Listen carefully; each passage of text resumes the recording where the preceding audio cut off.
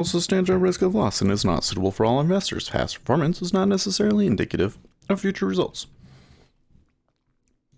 All right, well, good morning. I've already got people speaking. Welcome, welcome. Let's go and grab some links for y'alls. I'm thinking maybe in the future I might do this part early.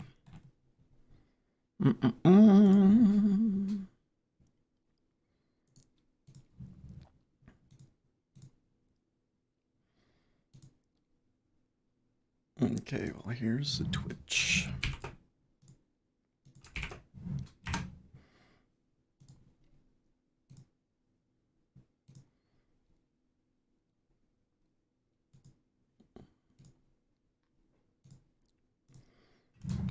YouTube.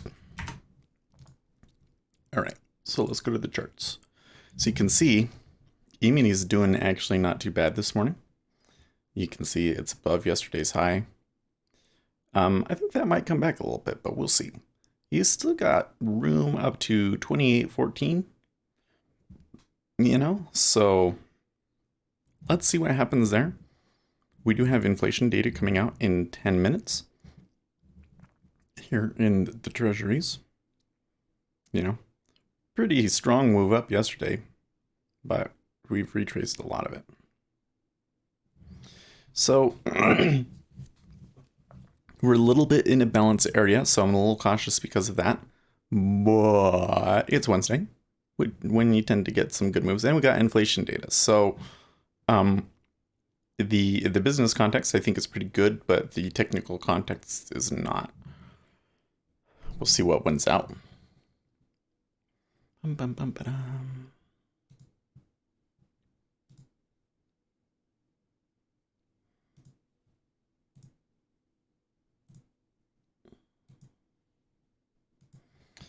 Yeah, so what are they saying in here? Adrian went long at 04. Well, if it was that 04, then that's no good. I'm sorry, my friend. Well, let's open up Jigsaw.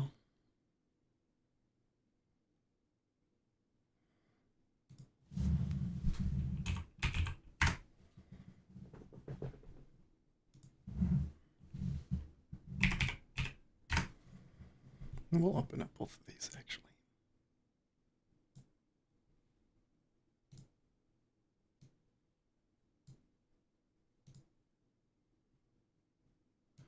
Oh.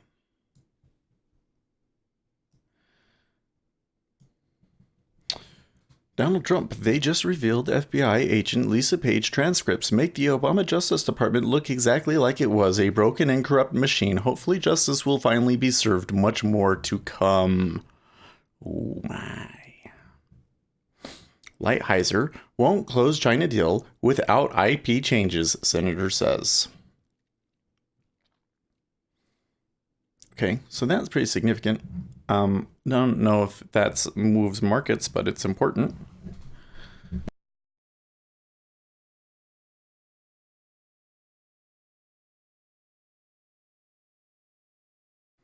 May EU have made it clear no transition without divorce deal.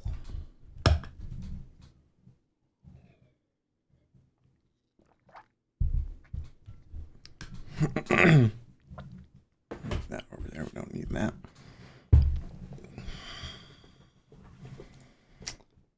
Journalytics here, TweetDeck here.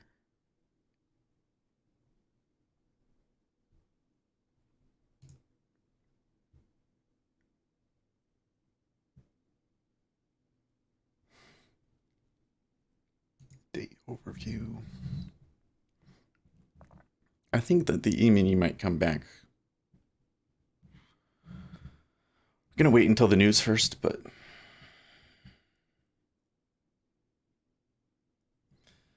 and where over here we've got this.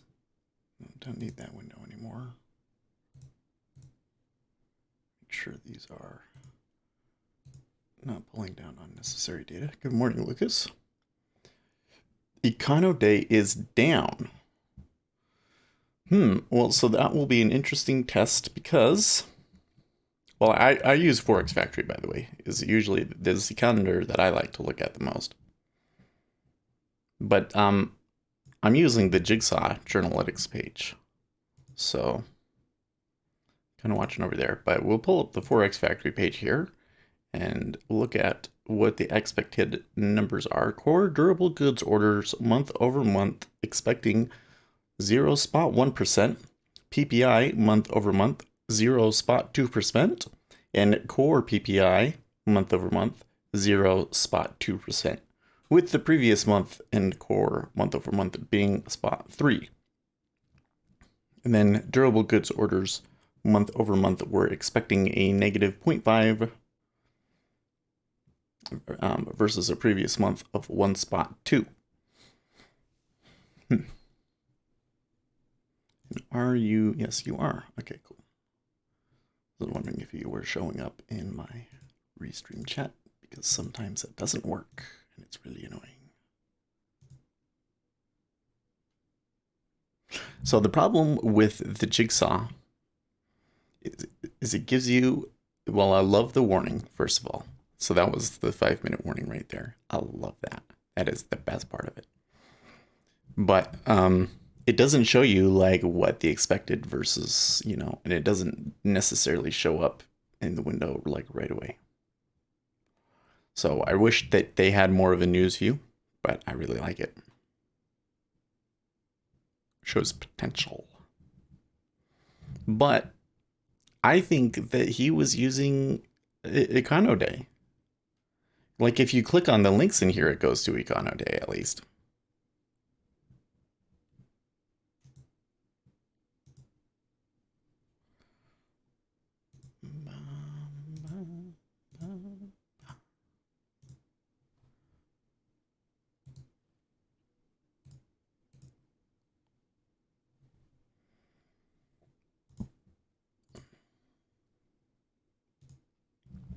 And of course, there's Twitter. But it is not as fast as the Squawk, unfortunately.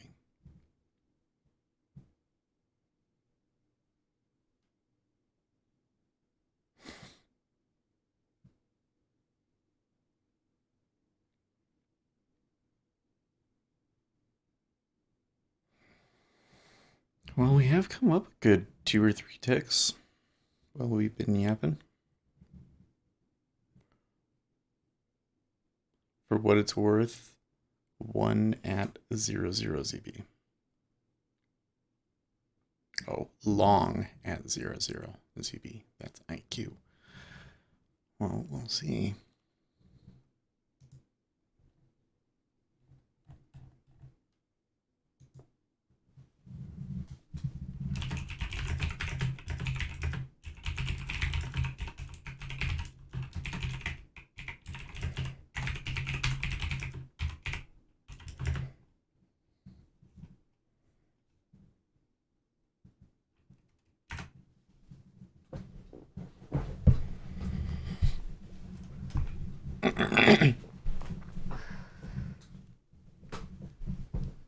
Come on.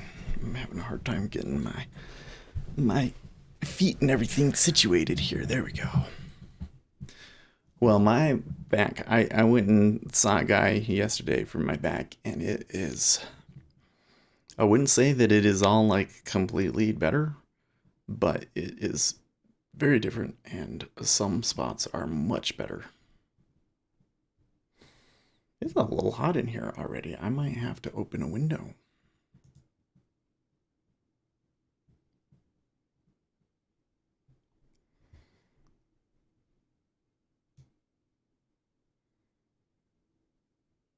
Oh, Donald Trump tweeted about California halting the death penalty as well. Well. Yes, and in Utah, it is snowing.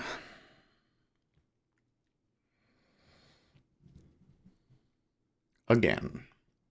It was so nice yesterday. I'm quite disappointed, really.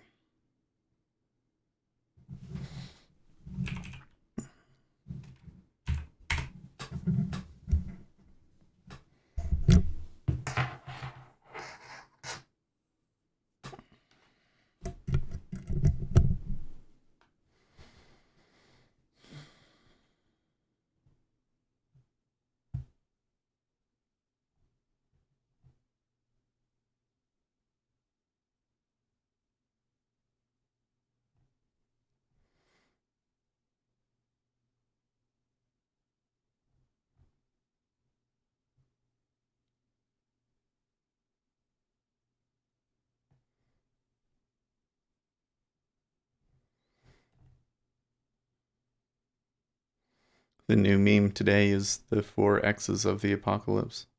And then you show four pictures of something like Dr. Phil photoshopped up. It's a very dank and disturbing meme. Be careful out there, folks.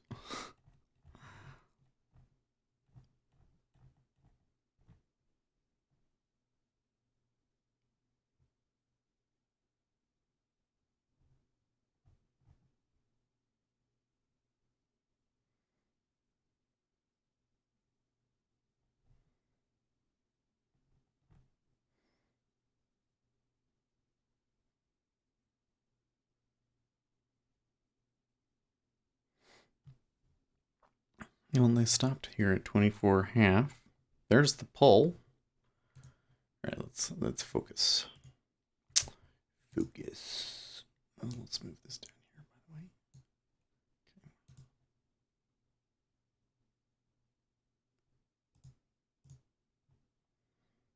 way. Yes, there is a 30-year auction today too.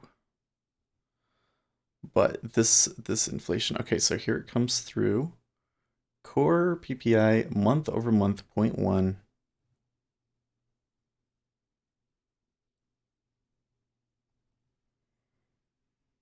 Core durable goods 0.4 versus negative versus an expected negative 0.5. And where is the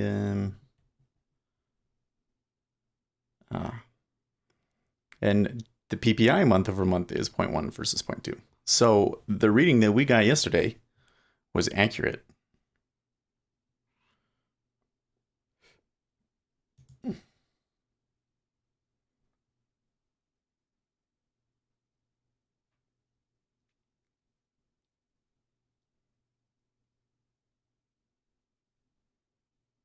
So this is really good, I think, for treasuries because that does mean that the continued Federal Reserve stance that is slightly dovish can continue.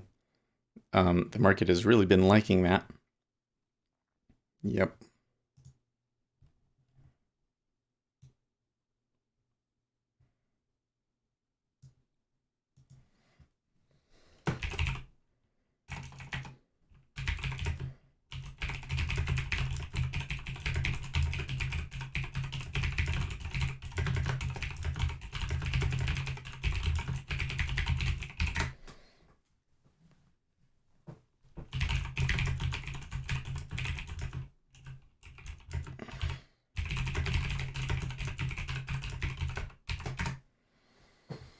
Well,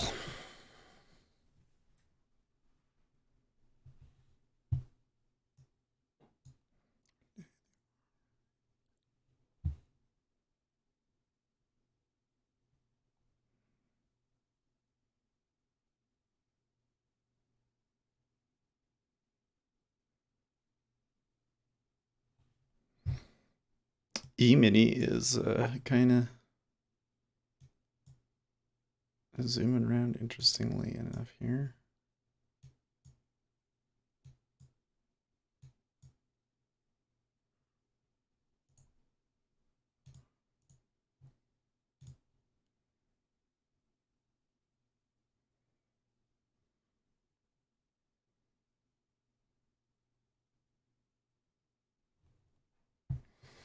But I don't know, it's not really moving like we thought.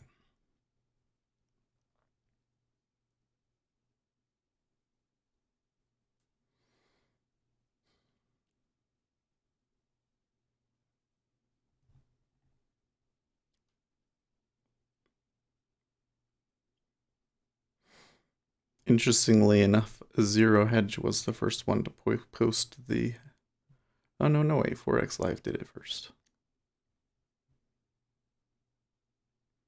Then Zero Hedge.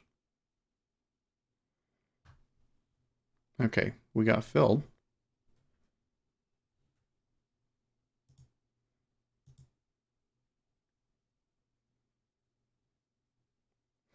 We might have to take any early opportunities because it might not be too many today. I don't know. And until I see some like big icebergs somewhere, I'm not going to be too concerned about the auction stuff. The thing is that auctions tend to move us up. Inflation is poor. That tends to move us up. Brexit volatility creates demand for U.S. Treasuries versus bonds. That tends to move us up. The only problem is if the E-mini decides that they're gonna go gangbusters up, that would tend to move us down a little bit. And it is still Wednesday, so you might see a bit. I think that you'll probably see more action in the equities today than there was yesterday, at the very least.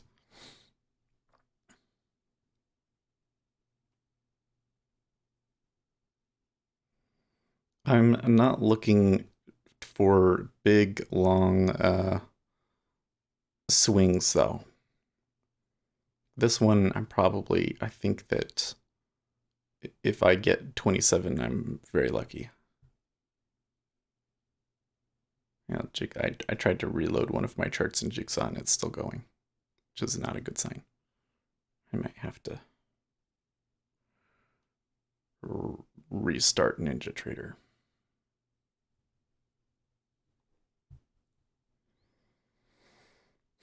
What do you mean by early signs of slight divergence?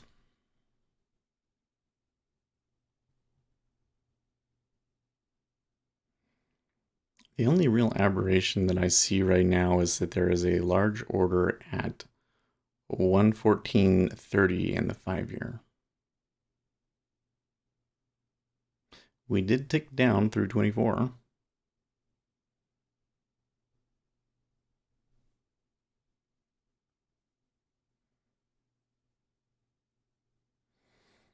It should not have gotten filled so easily, and now that there's a strong downtick like that, that's not a good sign.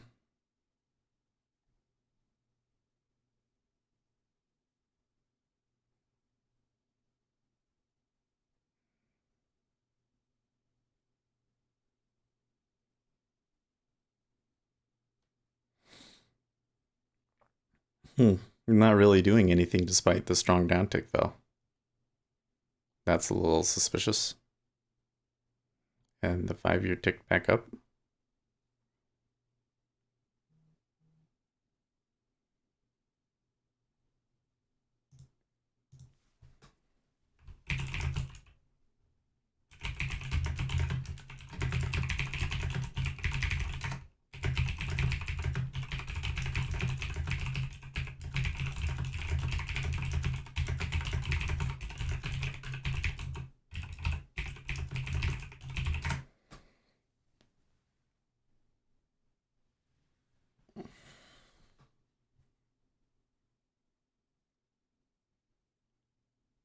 Okay. So it upticks again. Only 14.91 to trade it.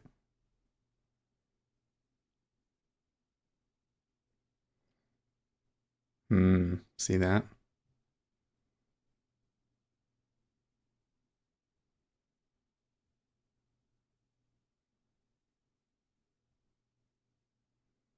Hmm.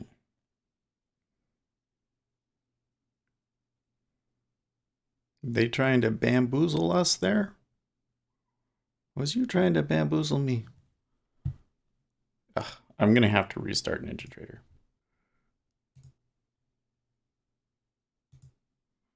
Which means that I'm not gonna get data for a moment.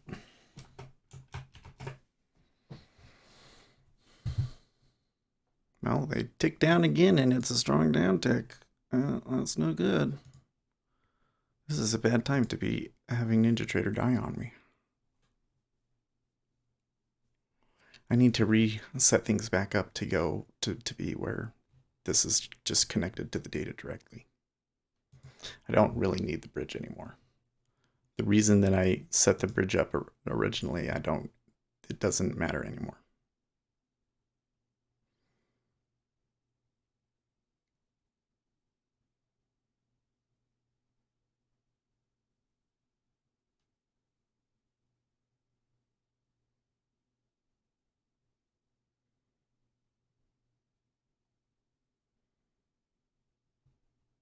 Hmm.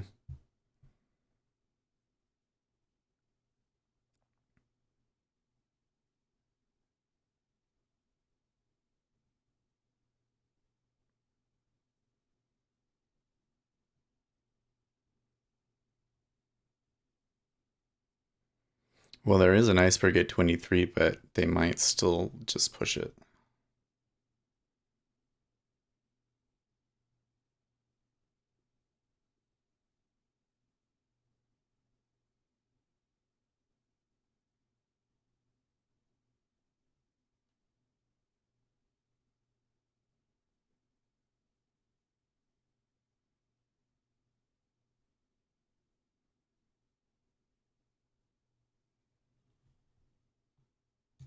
There we go. All better.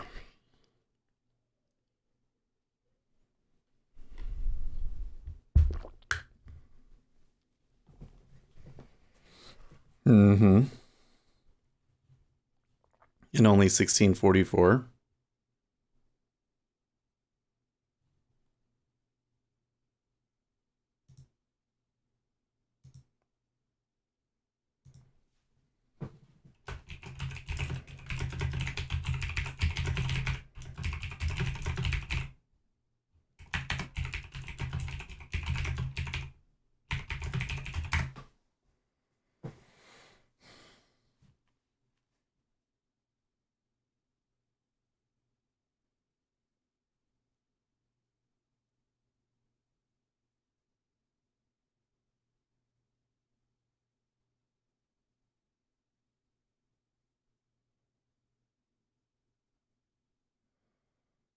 Even if 50 orders go through there, it pulls to 26. That's interesting.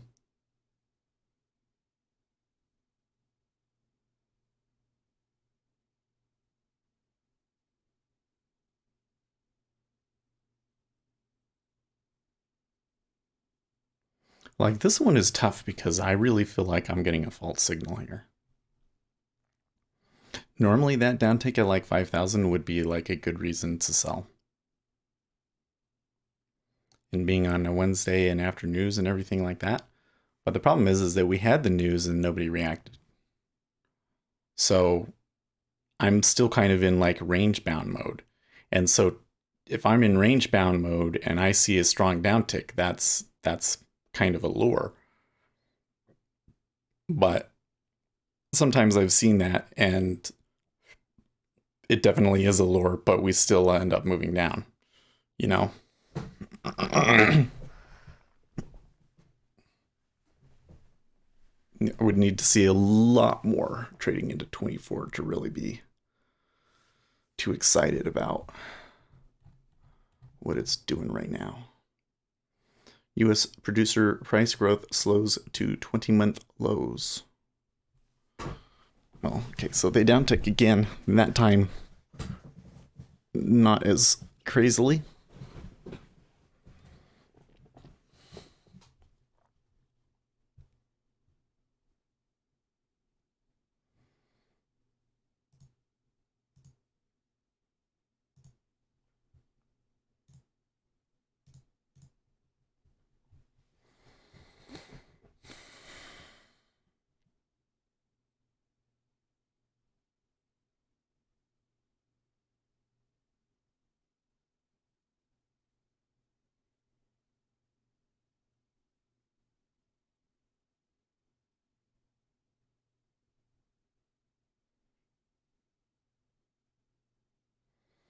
This time, they're having a really hard time getting anybody to sell at 23. Like that has pulled almost completely in only 8. Okay, there they finally did it. And the 5-year took it too.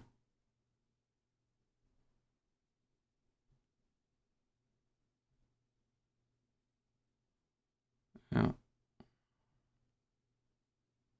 yeah, I'm gonna have to get out. There you go.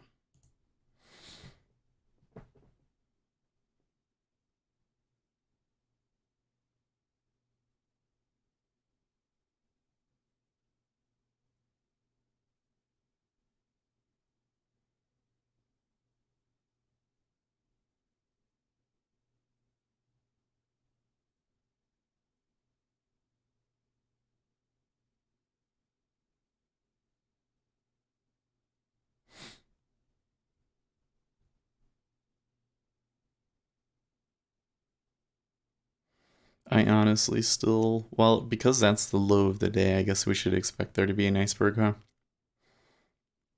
Are they going to go down and touch a new low and then maybe they could reverse?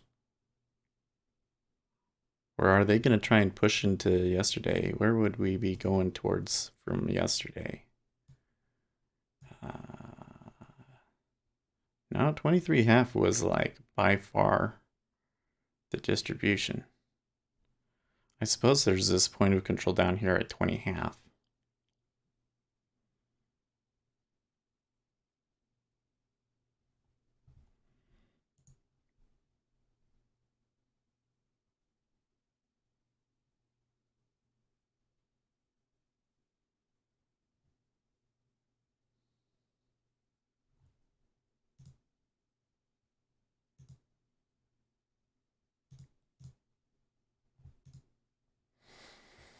UK Finance Minister Hammond says, provided we reach Brexit deal with orderly transition, the UK will have a genuine, and sustainable choices about its future. UK cuts economic growth forecast to 1.2% from 1.6%.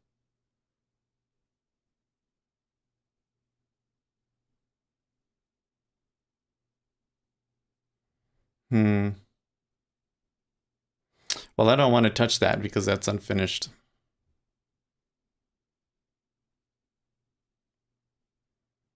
It still looks like a bamboozle to me, though.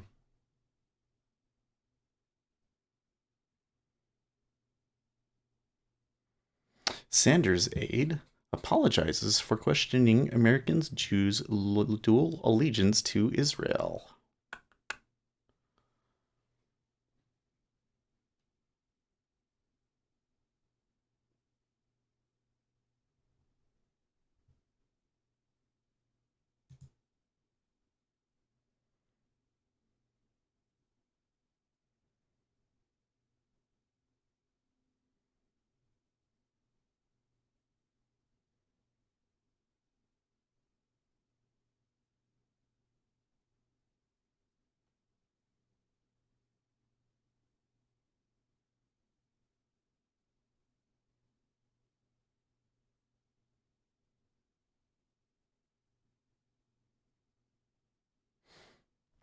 You mean he came down there a little bit?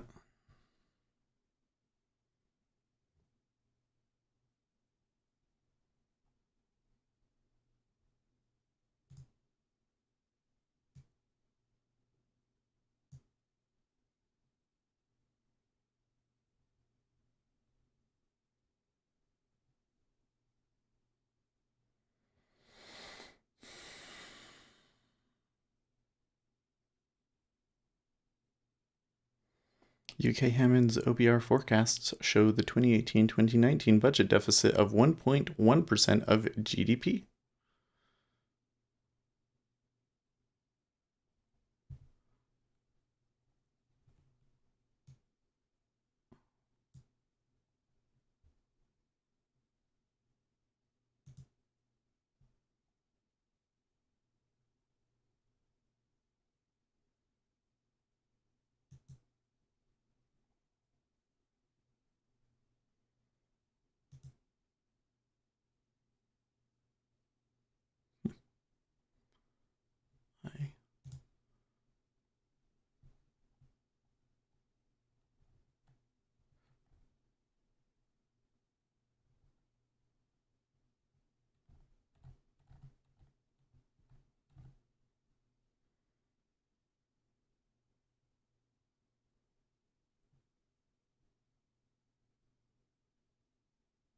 Oh, convergent trading will be 1 year old.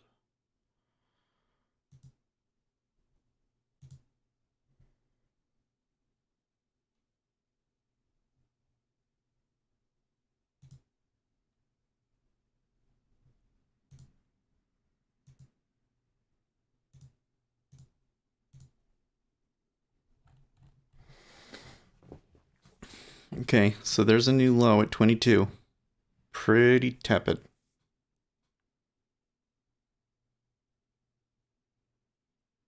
But the negatives not does not appear to be letting off at all.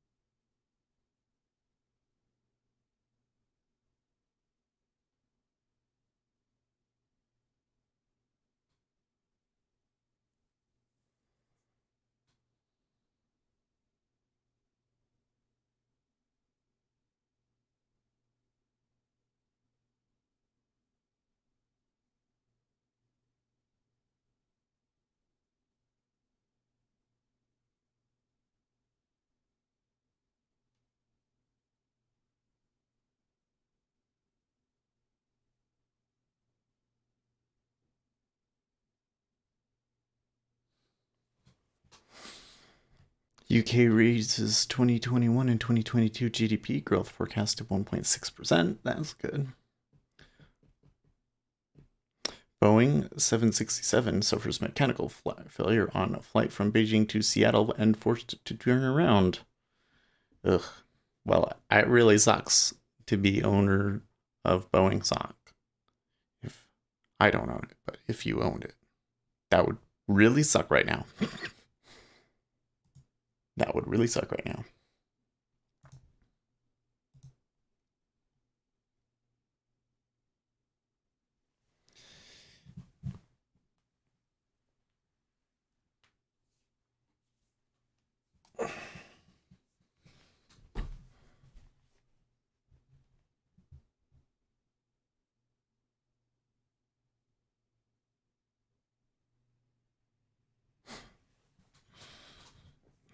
It really feels like this market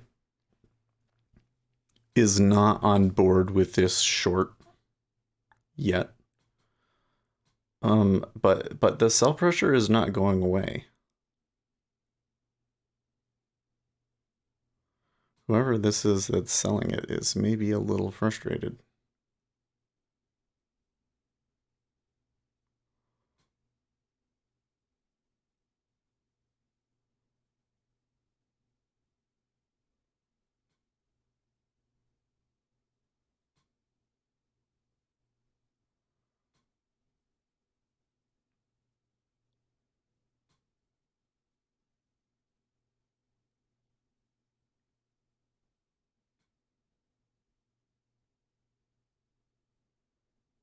Assuming Brexit deal is agreed, I intend to launch a full 3-year spending review before summer recess.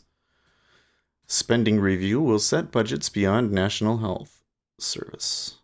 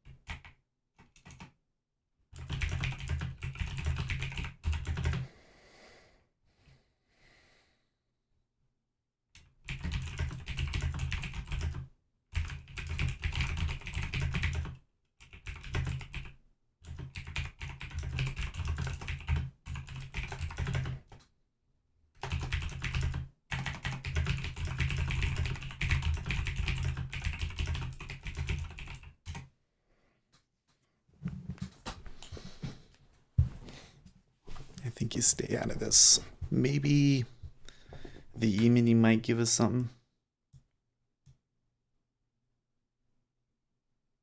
If it comes back enough. 2803, 25 is still one spot.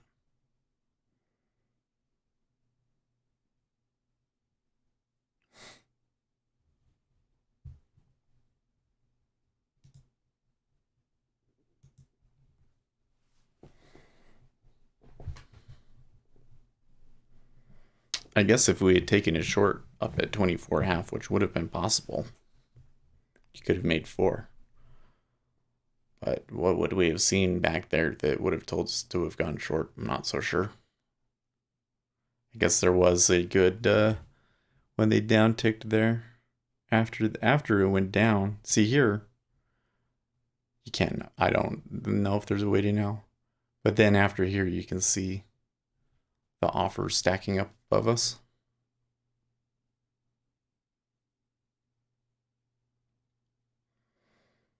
All 3 really.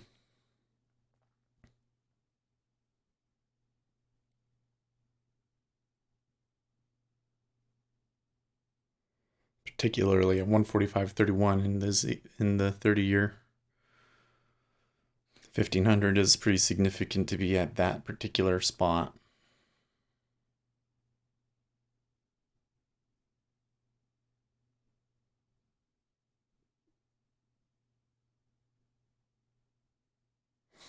And there was a little bit of an iceberg there at 22.5 that they got through.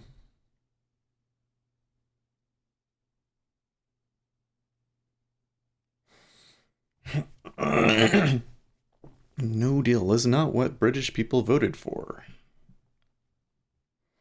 I think that's probably right.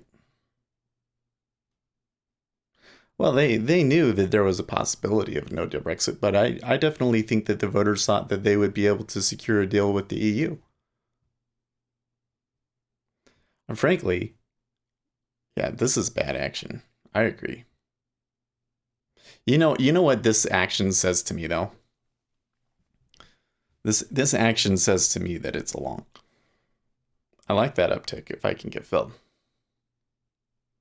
Because you got a push to new lows that was very slow, involved a lot of buyer absorption, right? This market is not excited about it moving down.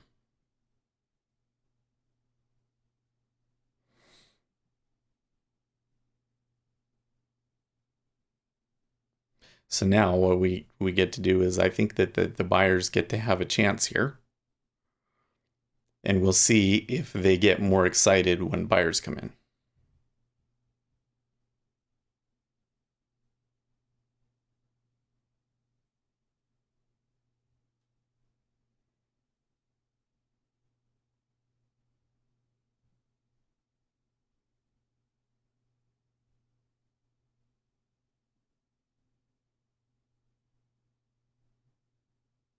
Okay.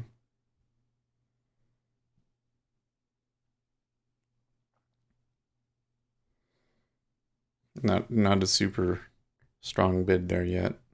Now it is 2,000, but it was only 500 there for a while.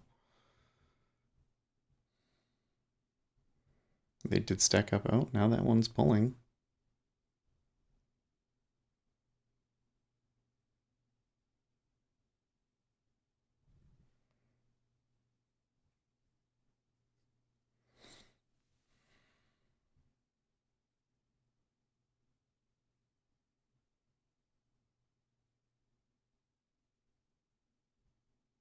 There's the E-mini going down quite a bit.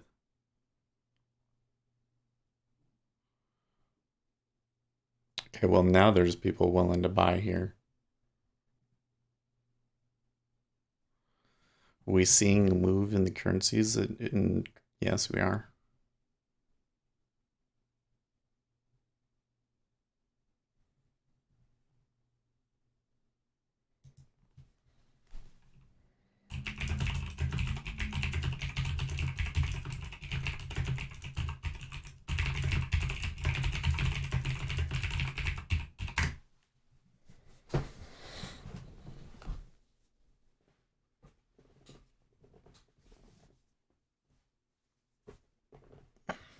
Ooh, what does CNN have to say about the Lisa Page insurance policy?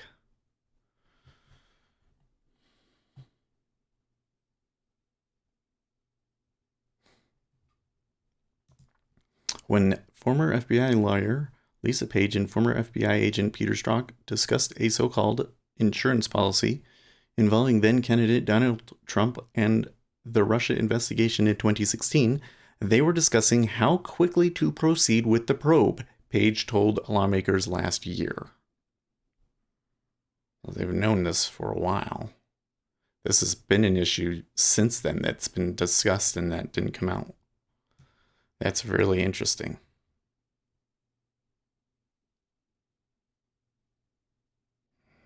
Okay, well, see, they have an opportunity to tick it back up there and they're not going for it in the 5-year.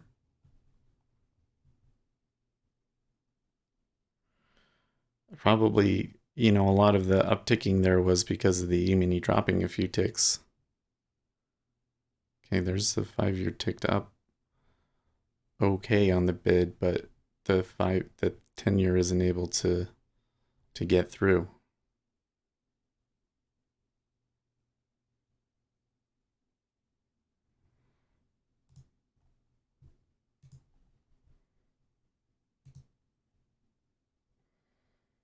FDA outlines e-cigarette rules, tightens restrictions on fruity flavors to try and curb teen vaping. Thank you very much. This is an issue that concerns me. I know that might be dumb, but like, why should I care? But I feel like that too many young people, and I wouldn't say like teenagers, but I'm talking like, 19 to 24-year-olds are vaping and thinking it's cool and that there's nothing wrong with it. And I think that there are harmful effects from nicotine in general that they are not considering. So I'm glad that they're kind of coming out and, letting people know that it can still be harmful. So there is an iceberg there, 23.5 for sure. Somebody is saying, nope, this is just a pullback and it's not going to go any further than this. Now the problem is if they tick up above it, then you could really start getting some pressure higher, but right now it doesn't look like they want to.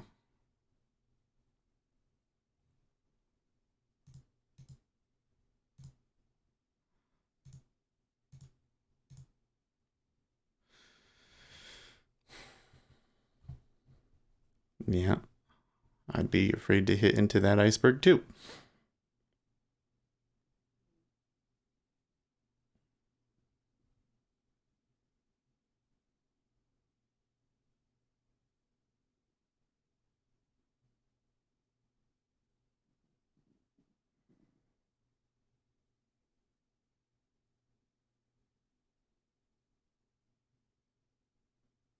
Now it's an over 5K.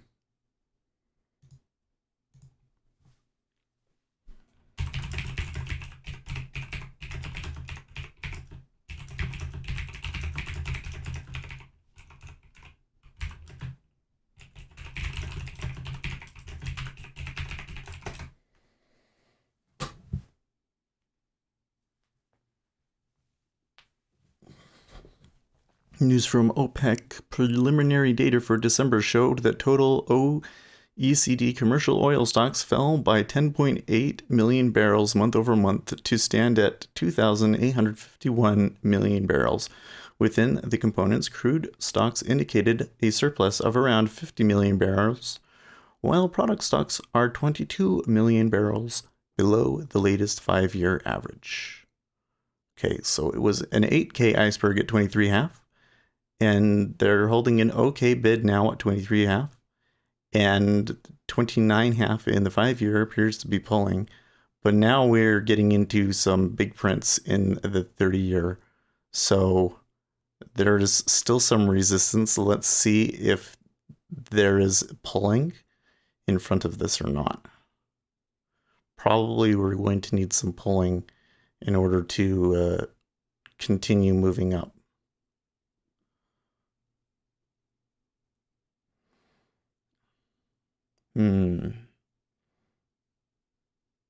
Nimesh Shah, assuming a no-deal Brexit, EIS should be widened and relaxed to encourage more private investment in UK businesses. We would no longer be bound by the EU state aid rules. Yes. Now you're thinking. Pump that economy, right?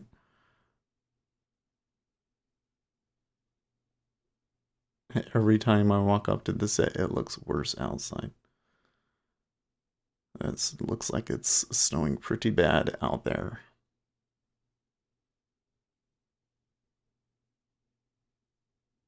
Today might be a good candidate to stay in. Except for that there are some things that I want to do at work that I think would be much easier to do actually there. But I don't want to deal with that traffic.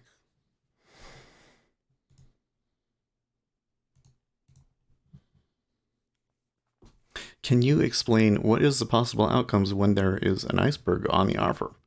Well, that's an interesting way of putting it, Argo, and I like the way that you say that. So when there is a big iceberg on the offer, there's two scenarios. They get through it or they don't. but no, really. Especially when it's a big one, like over 5,000, generally speaking, they will get through the iceberg. Almost always they get through the iceberg. It is also not uncommon to see, like we just have here, they get through it, they go bid, they hold a little bid for a while, maybe even trade a little bit into 24, and then trade back down, and maybe next time they buy it again, maybe there's another iceberg. But to me, an iceberg in and of itself is usually not a tradable thing. An iceberg, in my opinion, has a lot of uncertainty around them. They can go both ways off of the iceberg. So like if I wasn't long at 23 and already had a good position, because, you know, if they do decide to hit into 23, I should be able to get out and maybe break even or take a -1, you know. So I can afford to sit here and see if they're able to break through it and so forth. Another thing is that because they almost always break through it, wouldn't be surprised if we see another big iceberg here and they get through that one and you see a bunch trade into 24 or even 24.5. You know, it's like there's this big order, and so all of the buyers push, and they get through it, and they all get excited, and everybody's like, oh, we pushed through it, we're free to go up. And then everybody gets in, and then all of a sudden there's nobody left to buy, and we come back. That totally happens sometimes. Quite often. Especially on auction days. Okay, so that time there was not a huge iceberg on it. 24. But look, they didn't put a huge bid on it, and somebody sold it back down. So this is, like I said, I think that the bigger deal here right now, I don't have my pen up. Let me turn my pen up so that I can highlight it for you. I think that would be a lot easier. The thing that I'm focused on more right now is this right here. See that in the 30-year? So like here they are buying. There are still some buyers at 23.5. But then you get into this resistance in ZB. And I guess it's, you can see it a little bit in the 10-year as well. And nobody's really hitting it yet. Okay, now that time that was a strong bid. So this guy is going to try and force people to buy it up and see what happens. If I see those pull, that would be really significant to me.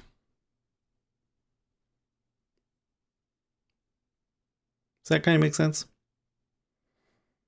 I think it's a good question because icebergs are one of the trickiest things, you know.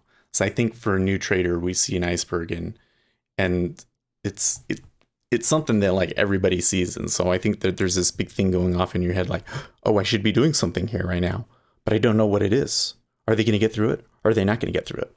You know, and that right there is kind of where I'm saying that, like, you know, if you already have a position, it can kind of tell you something.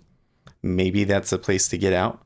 Maybe you can wait and see if they get through it and you get another little bit of a push through and you can kind of let it run and see what happens. But if you're not in a position and you see an iceberg in the middle of nowhere like that, that's usually, you know, a reason to kind of sit back and see who wins and see if they give you a real trading opportunity or not. You know. Now it would be different if we were at 22.5 and there was a really huge iceberg on the bid at 22.5, you know. Yeah, because then that can often be a really good reversal if it's in slow action. But not today. Good morning, Ace. So yesterday, Ace, because you weren't here yesterday, I did decide to try and take a trade in the E-mini because I'm going to be taking some trades in the E-mini to try and figure out good strategy for me for when the micro futures come out. And I just did fucking awful. It was so bad. It was like I actually had some good trades, but they stopped me out of them before going and everything. It was really bad. But I think I know what I was doing wrong. I think I was taking them too early, and I needed to wait for like an impulse that really overdid themselves before I took those. And then I kept taking them into bad time frames. So, well, now there's only 26. They're at 24. Well, Ace is saying he wants to go short 28.0350.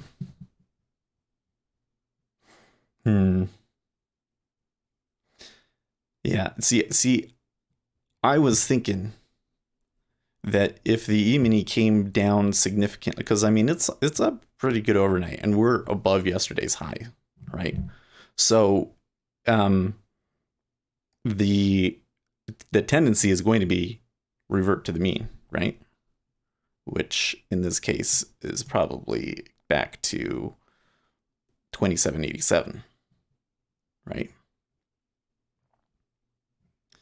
But if they don't do that, then you could get a much stronger move up, which in this context, if you got a strong move up, that would really be something else. I think that that's a little bit doubtful. Okay, so they didn't make it, and they ticked down, and there's pretty strong on the offer. Well, they're buying back into it pretty quickly though.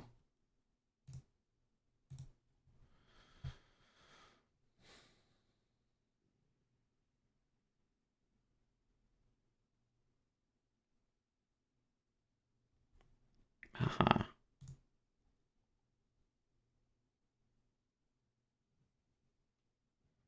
Off the table now, huh? That was a strong move up there though, wasn't it? They're not going to touch a new high off of that?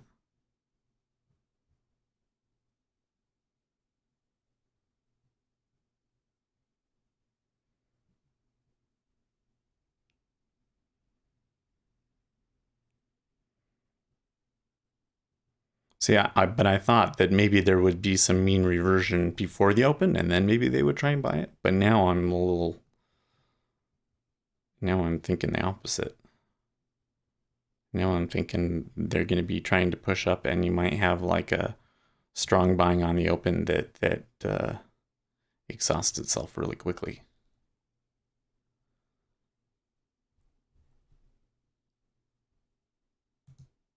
Did I not download that update to my pen?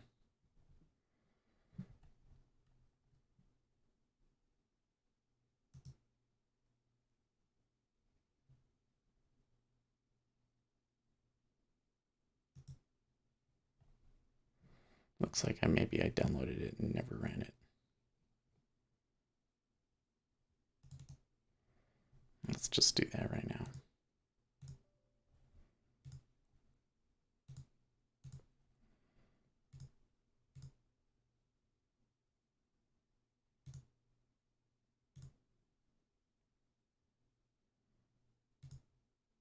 There we go.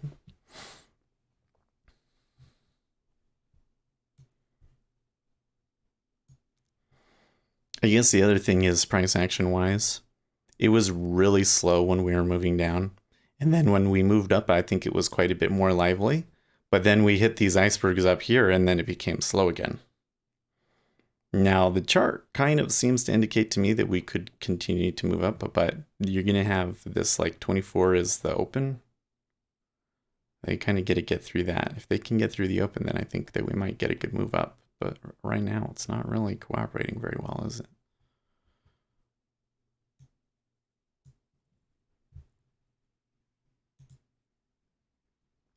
So question for eights. Those prices that you get like 280350, are those like fib numbers or something of that nature, that like a level that you have pre-calculated that you're interested in?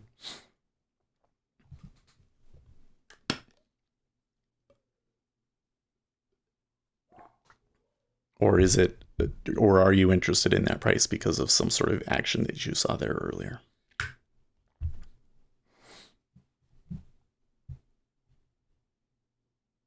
Okay. Now they're above the open. And you see that spot right there. This one pulled. They traded through here with almost no effort.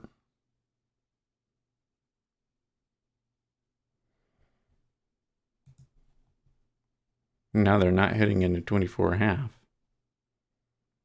Just price action. Okay. So there was price action there that you saw that made you want to take it.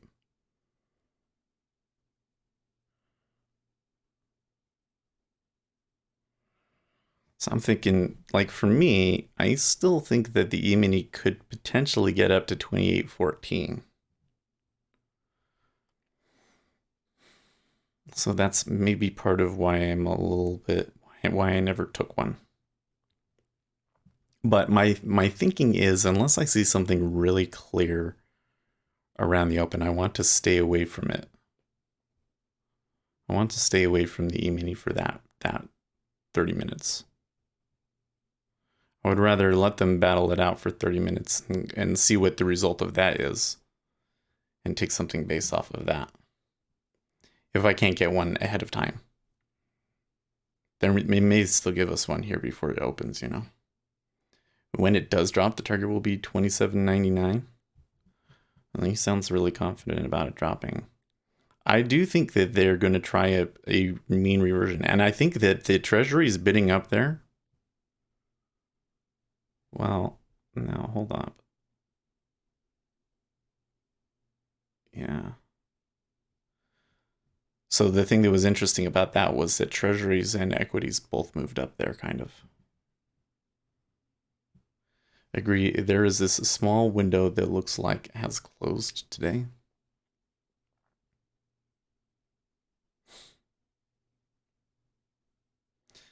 I'm yeah, I don't know. I'm a little bit skeptical. So you're not the first person to say something like that today. Because Lucas was also saying, you know, probably should take what we can get because you might not get a whole ton because of the auction action and everything. But it is Wednesday. So they sometimes they kind of have a tendency to be like act super range bound, and then when it gets going, they really move, you know? But if they don't, you know, if this is range bound action and reversion to the mean, then it has to go down, doesn't it? Because to be moving up, you're breaking new highs, and you're saying that like the whole, you know, you're changing the whole technical picture for a move up. That would be, you know, pretty crazy considering no significant news that I can see. So, yeah.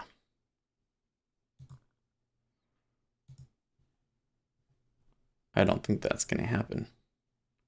That's kind of why I'm stocking short here in the E-mini. Well, there was some volume right there. So I think that it should be like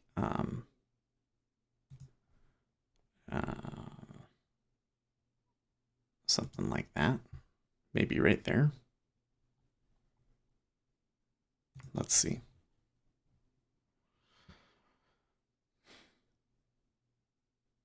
Also, not that I would right now, but a guy could go short at 28.0550. Yeah, because there was some resistance there.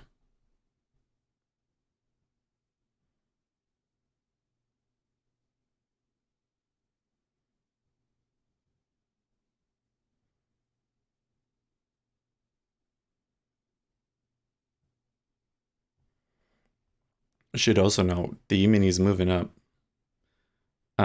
Treasuries moved up, but now they are selling at 24, and there's a pretty big iceberg at 24, right there on the high of it. So the the treasuries may actually be doing the level break thing here. That is a potential level break setup. Level break or a reversal. Millennials are more than $1 trillion in debt, and most of them don't even own a home. That is freaking crazy.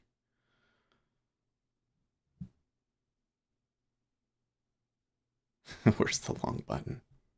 Like really, look at this. Where is it? Look at this chart. Look at this chart right here. Right? You see this? See this right here? Are we gonna go above that? That would like complete, and then if I clear this, here's ES, right? Here's the technical picture in ES. So if we're going up to that, then we're talking about that really long-term resistance at like 28.18, right?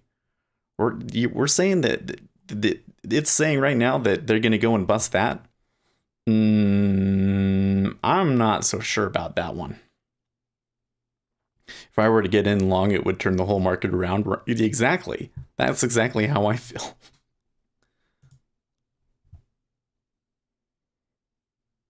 They're holding an okay bid there now, 24. And look, 27, 29, 3/4. A little weak.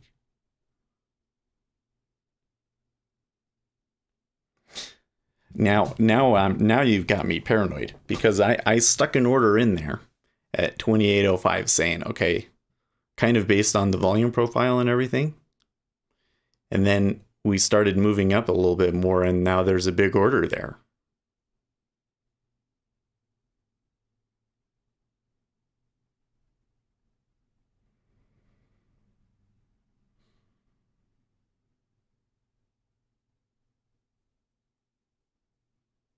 This setup in equities looks suspicious to me, especially given the action in treasuries at the moment. That's a pretty big iceberg there at 24.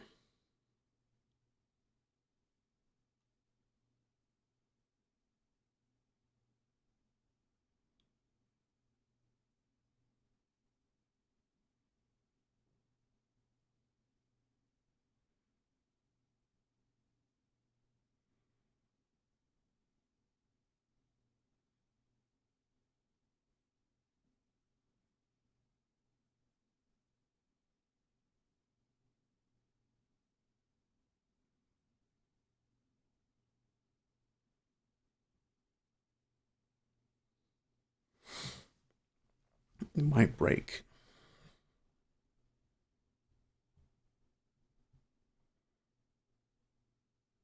This is the same thing where it's like if I do take a profit there at 24, it's probably going to just plow right through to 26.5.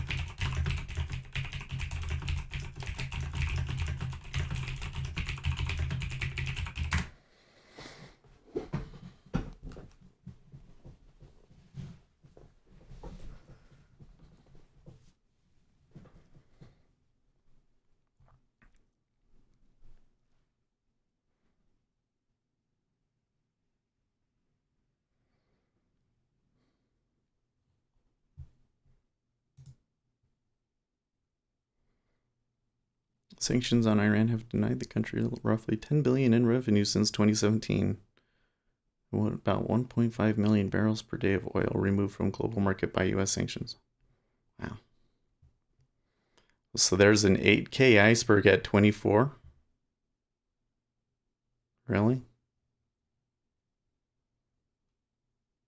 Pretty weak offer. Yeah. Now look at that bid there. In the E-mini. And the big one at 28.05, not there anymore. What's with that?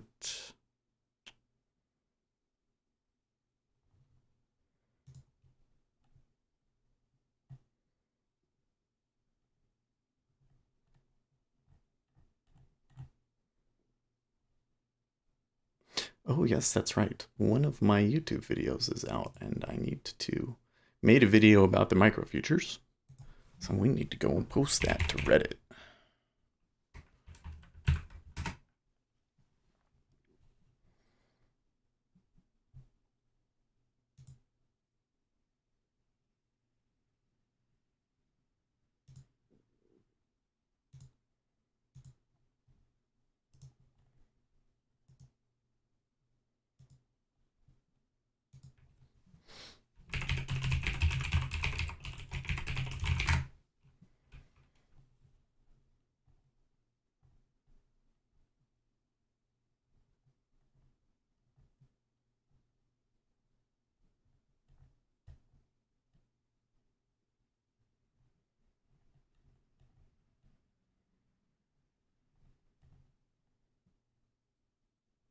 They're holding a pretty strong bid there now.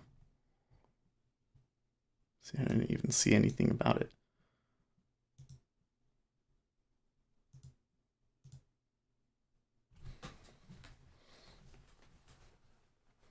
This is not what I'm seeing right now. It just doesn't look right to me.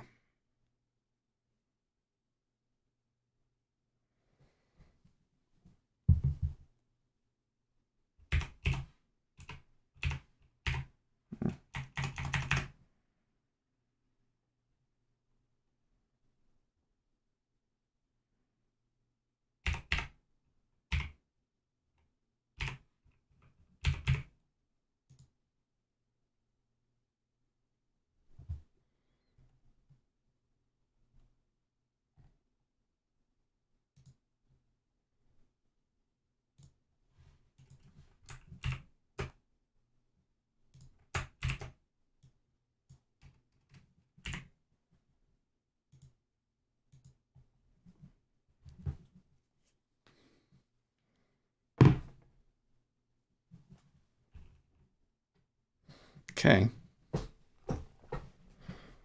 So given where we're at now, I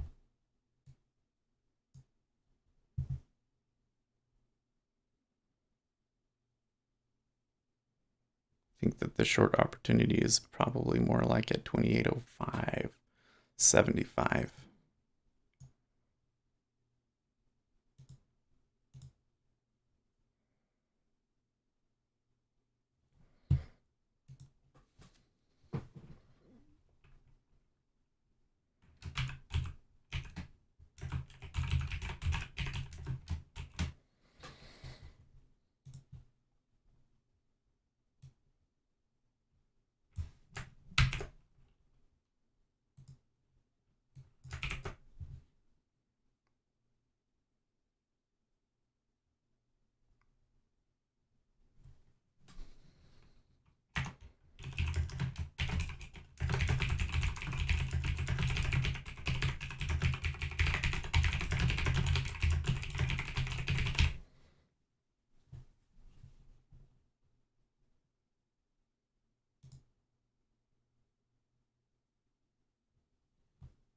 Okay.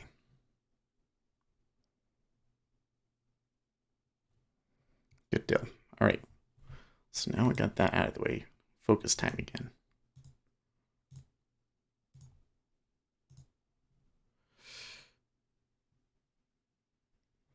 UK Office for Budget Responsibility says Hammond has banked the better outlook in lower borrowing but has spent some on higher planned public services. Says Hammond has banked most better outlook in lower borrowing but has spent some on higher planned public services.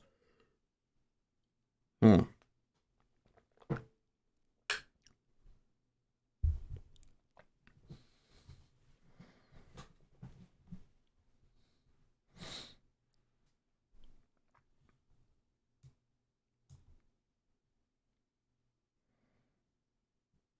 Well, they're taking a little breather here at 25, but that is higher than they were at 24 before. So, okay. Okay.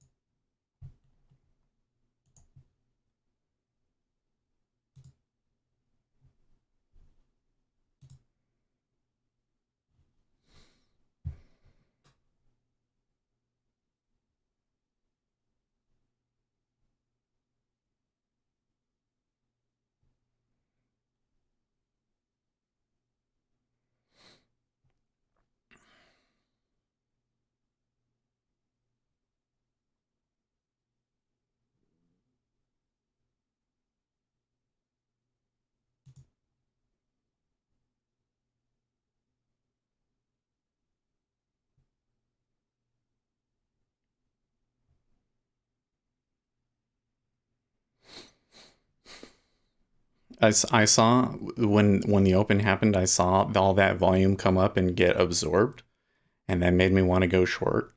But then I didn't really see any like counter reaction to it, not yet.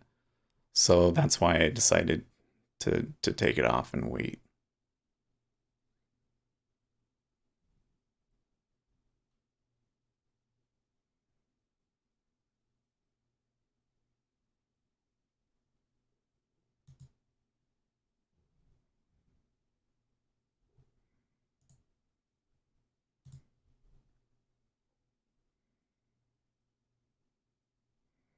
Oh, the treasuries are pushing up.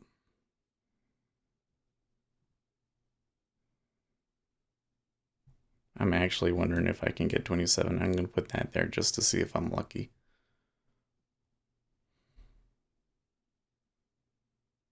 And this I need to move up to here at least. Okay.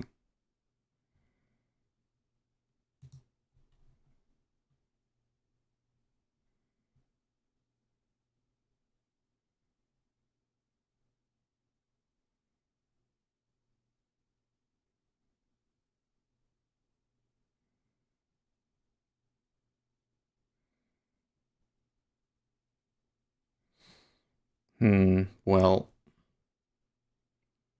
this is a little bit too quiet for an E-mini open on a Wednesday. They're going to push through that 280650. Oh, there's some big volume there trying to hold it down. Okay, they did push it a little lower.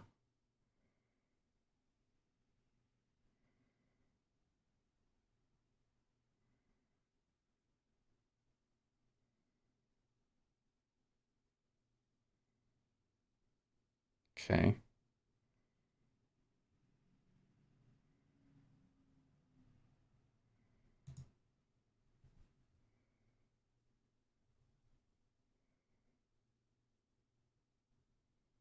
think I want this.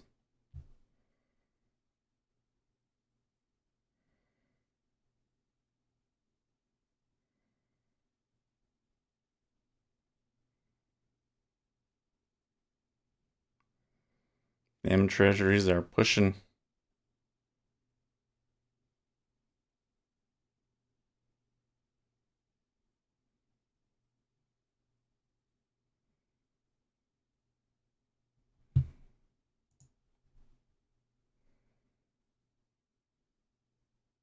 Hmm.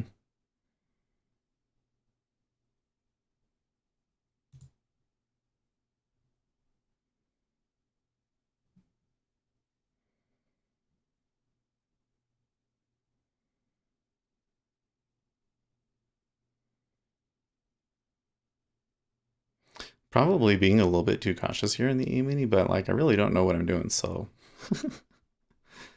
you see that? I mean, they made a push down there. It looked like it was good, and it didn't do it, and then it came back to my price. That's like okay, it's not work. It's not work. It's not doing what I think. So I'm gonna back off from it. But could still do it because treasuries are still acting okay. I was wondering if that's maybe a lure. Okay, no, I think that I'm gonna take it off there.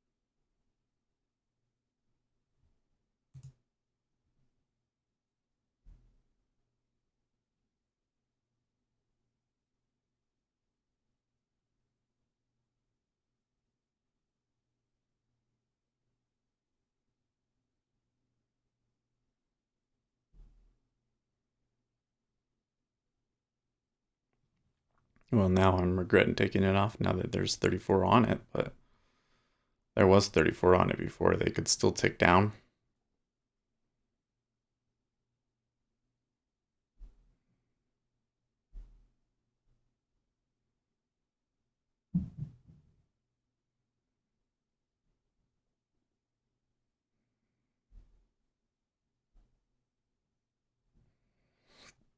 I guess it's okay. I shouldn't overthink it.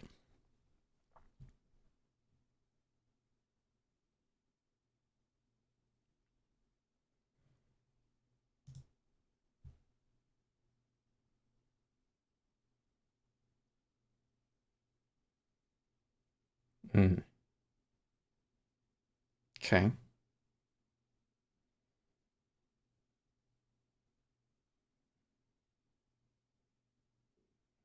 So that right there, that kind of behavior is a little bit kind of more of why I took it off there.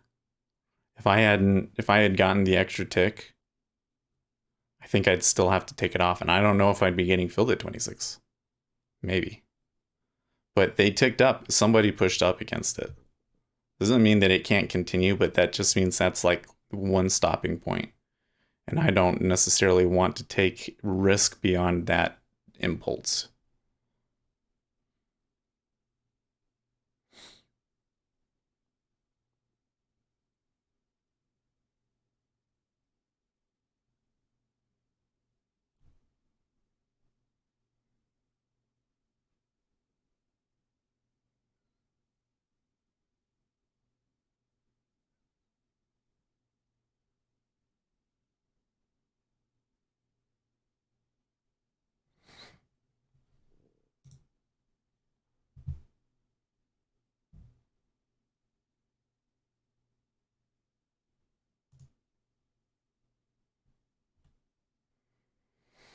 Whatever this buyer is in the market has total control of price. With that said, our sellers are accumulating short.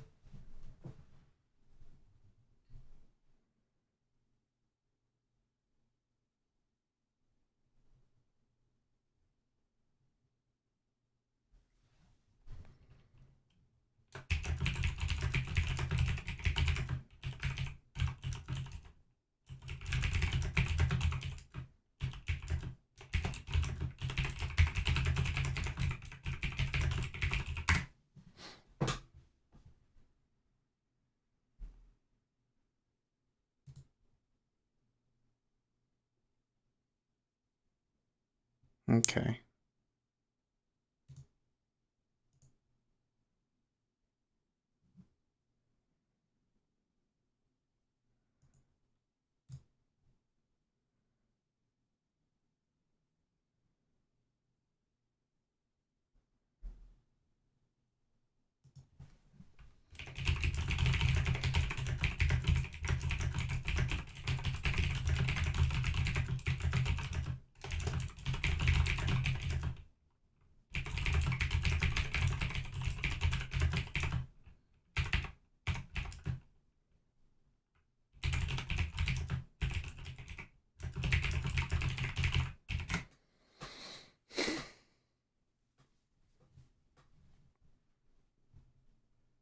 Hmm.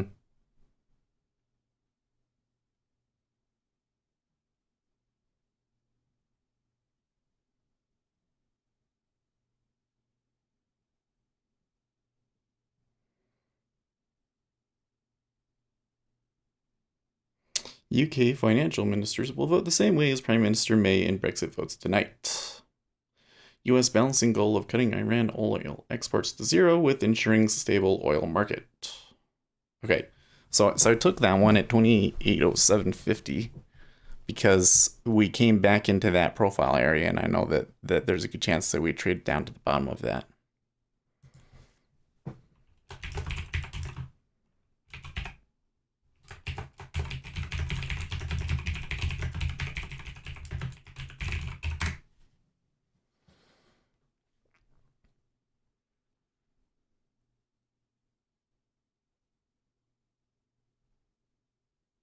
So hopefully, what I would like to see here is that 2807.50, that this top of this profile area holds.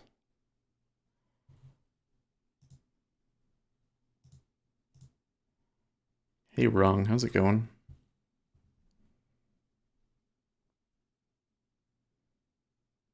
Hmm.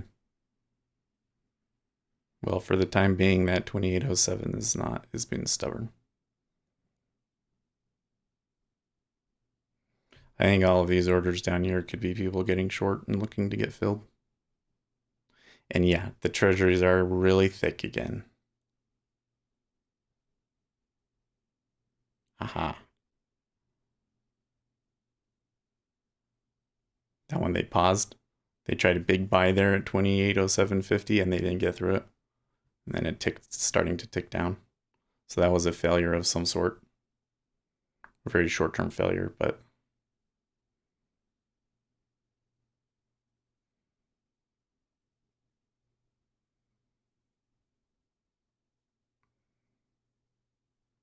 well, I've got a buddy here. He's like, Seth took it short. We should help him. Thank you. Thank you so much. I hope it works out for us, but I'm still awfully nervous.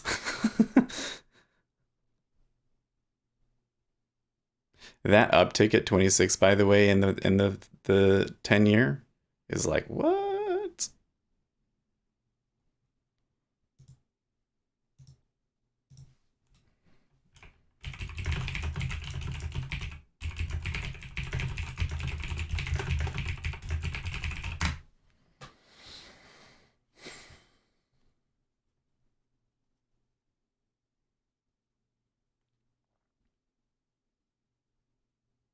Okay, so a little bit of range extension and threatening the high.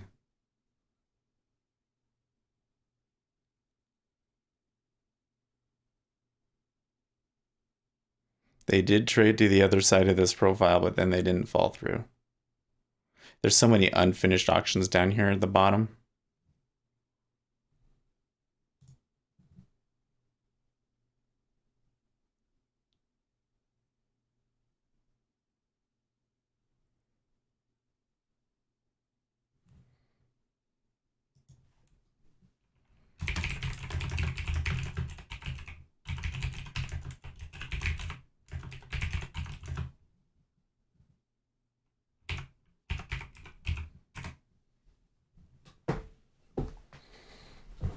Nope. It hates me, guys. It hates me.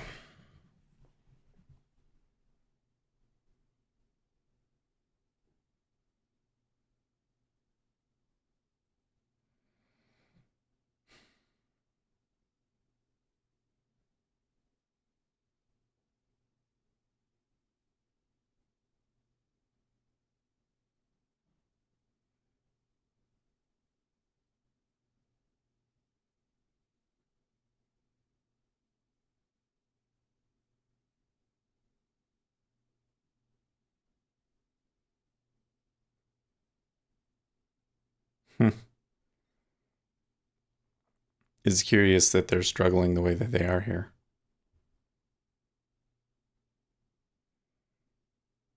Ooh, and the 5-year did hit those bids, so the 5-year seems to think that they're going to go for a new high.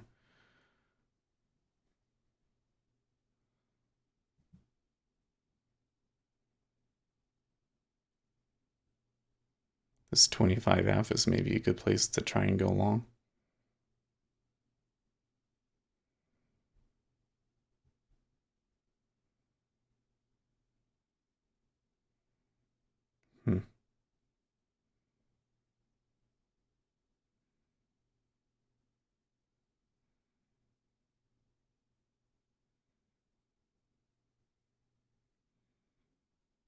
A bit of an attempt to try and push it back down here, but they're not getting back into this part of the profile.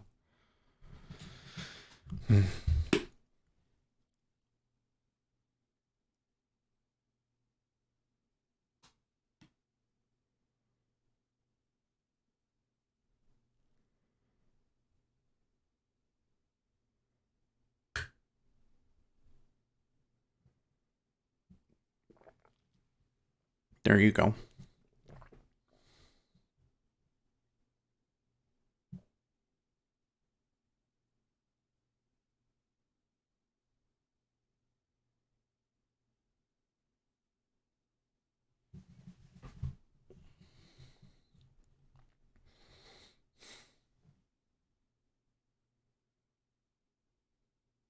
You totally could have gotten filled there at 25.5, I think.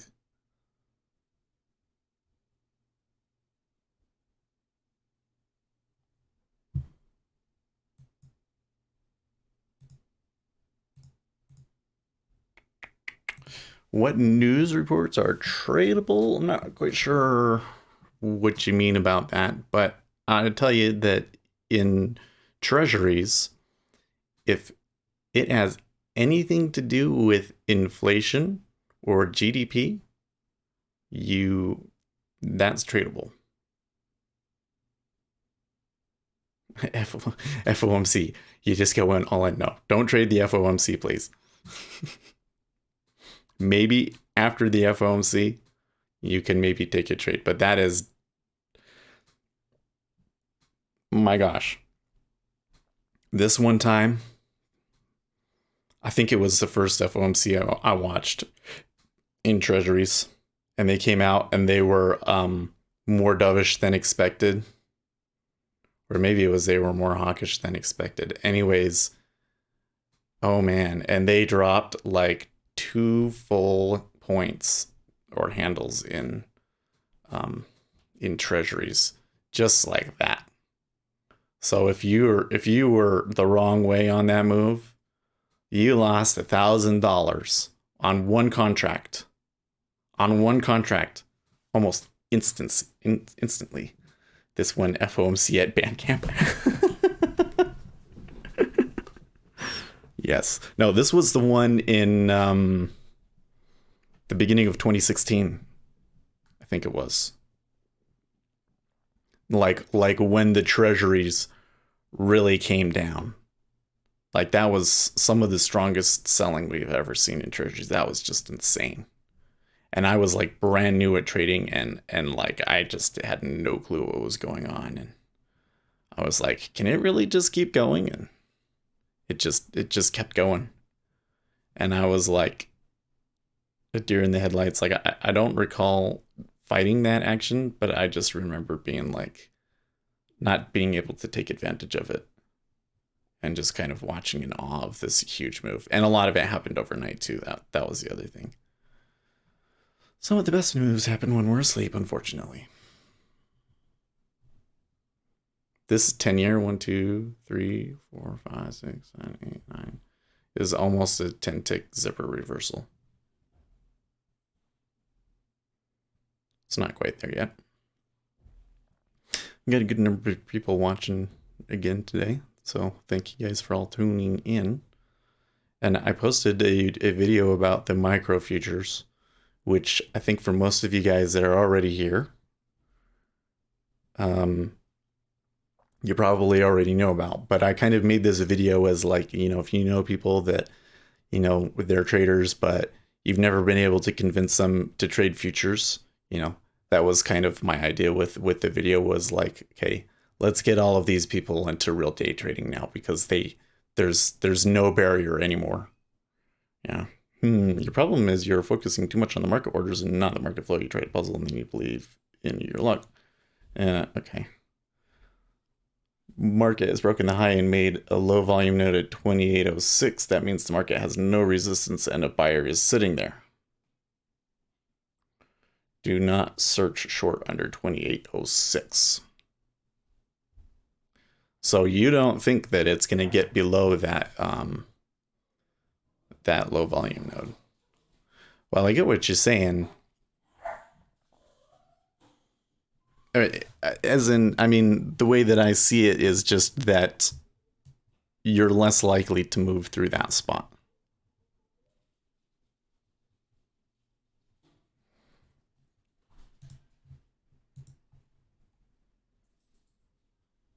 But I don't know.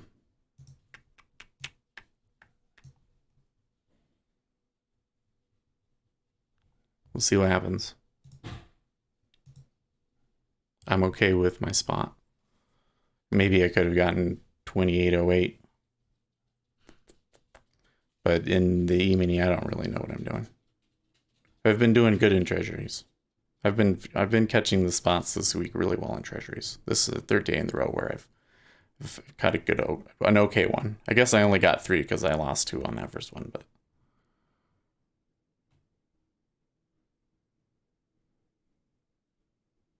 these Treasuries may actually reverse here.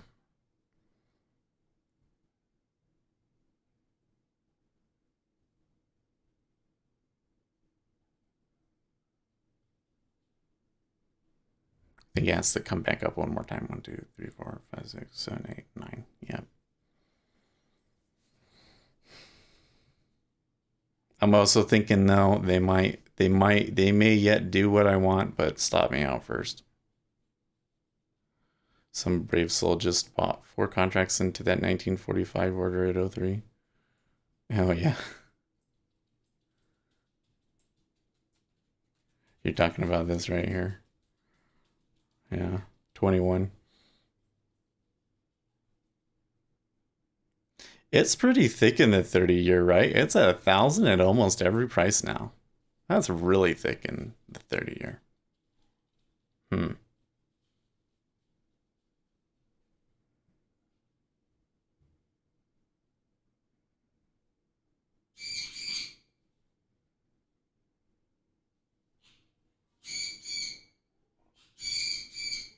There you go.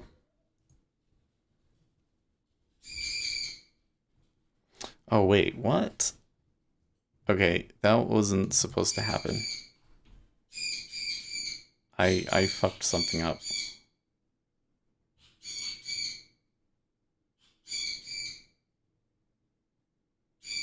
You don't like it being that thick in the 30-year?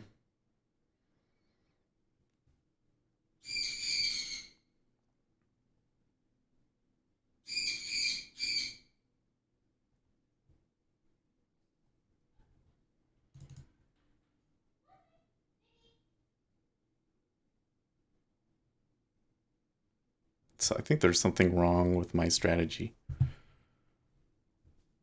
I mean, like this thing. Where is it? Strategy manager. Strategy ID ES.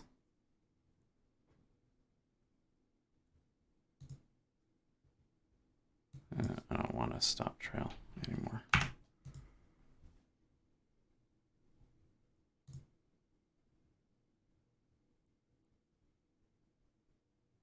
I must have gotten rid of it and taken it the wrong thing.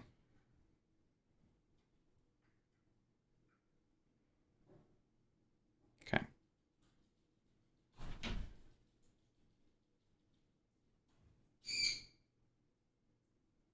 Ooh, 5-minute warning for construction spending. We can swing trade.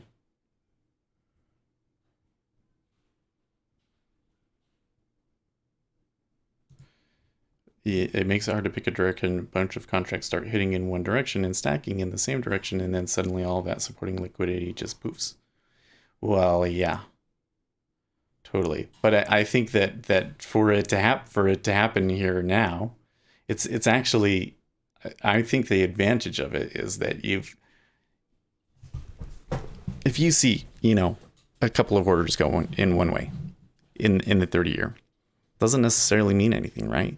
Like you have to have a much stronger signal to want to take something because of that. And so I think that it gives you a little bit better probability because of that. Like you can be more sure when you get a strong move because those tend to just shoot.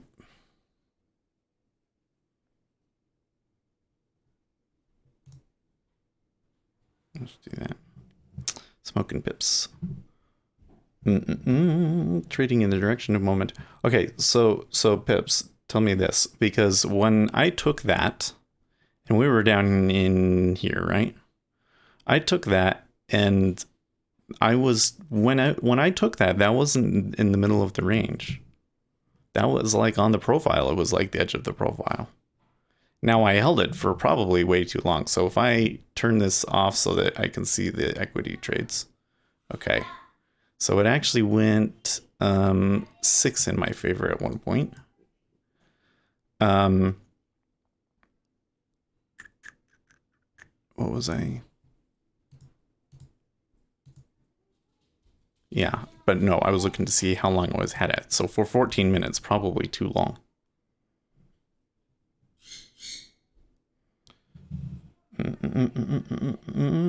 It was, the entry was 28. Well, I think that it's screwed up because I took 2. I need to go over here and look at orders. I think, was it placed?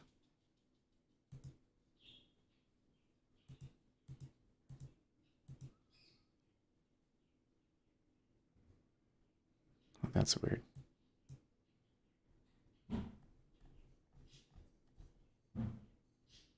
Okay, so it was 2809.50. Yeah, it was. I think it was. No, that's not right. I'm pretty sure that it was 2808.50. So it was like right here, or maybe it was 2705. Maybe it was before that node got created. But 650 would have been the extreme long. I thought you were near the point of control. Nah. I mean, I guess maybe it had become the point of control by that point, but it was the edge of this profile. Was the edge of this profile. And this little bit right here at 2808 hadn't been formed yet. But I think it's something more than that.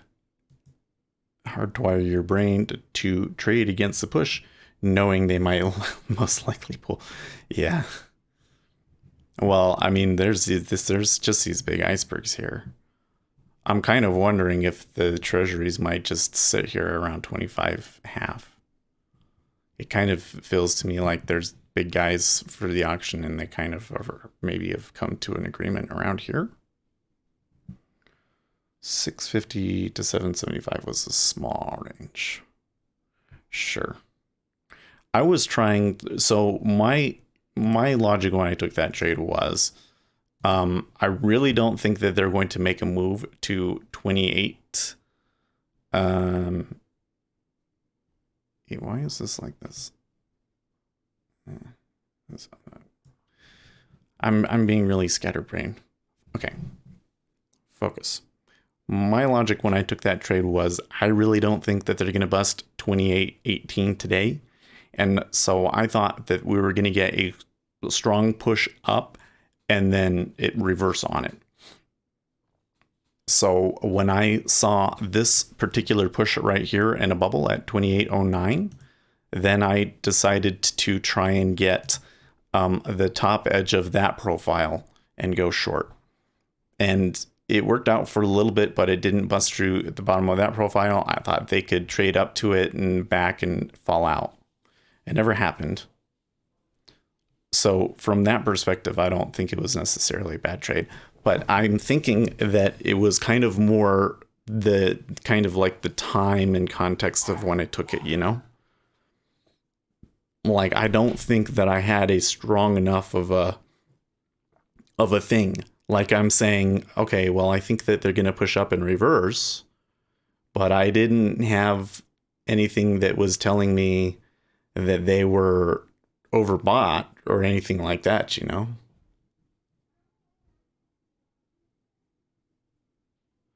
But the thing that Swiss is saying that I don't think I agree with is he's saying that, you know, there's some strong buyer in here and I wouldn't be looking for any short below 2806.50.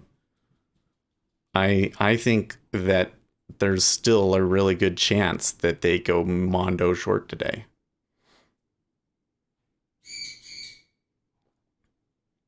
With this and durable goods orders. Oh, okay. So U.S. construction spending month over month 1.3 versus a zero point 0.4 expected. That's actually really good.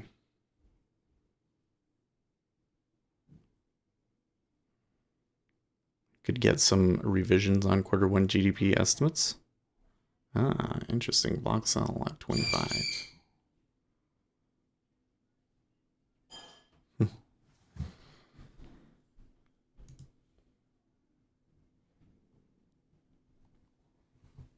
Anyways, I did take the trade, you know. I took these two break even ones and then I finally felt like I caught my spot and I was wrong. So I only took one in the time frame. So I'm happy about that. But you know, it's going to take me a while to figure out what the right spot is. And don't necessarily care about that the volume profile says it's a buying day. That's just, I don't know. That to me is like, oh, that's just a bunch of people along from there that are going to be screwed if they're wrong.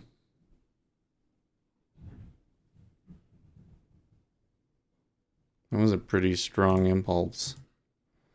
I'm tempted to take it again. Well, it is past the 30 minutes, so I could take it again.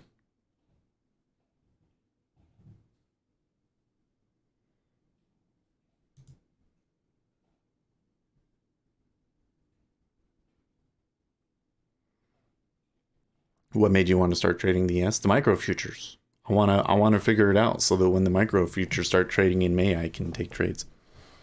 I'm gonna do some other things too, though, because maybe I swing trade the micro futures.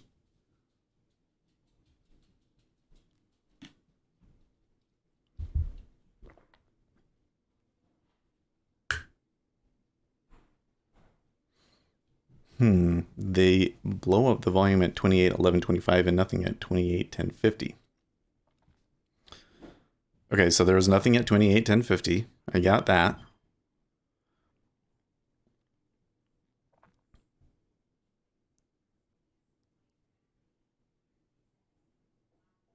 I'm just thinking, I think I've seen a change in the flow, and I think we're going to get at least a pullback. And this was the reasonable spot in this profile to take it. Now, that was a lot at 28.11.25. That is actually a lot.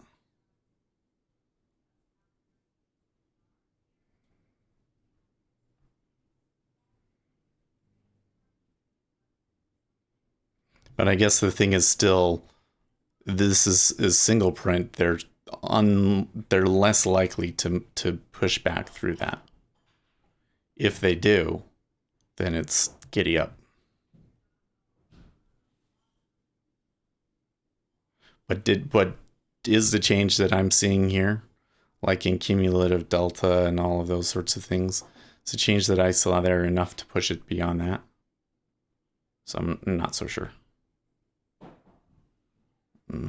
You think that it's going to take out the high? So let's just see. I really don't know what I'm doing in the E-mini. I think I'm doing pretty good in the Treasuries, but I'm seeing which way the flow is going in Treasuries. But in the E-mini, you know, I feel like I saw a change there that should result in a pullback. I don't know. I definitely am getting a pullback, but it's just like a sideways pullback and not actually coming down.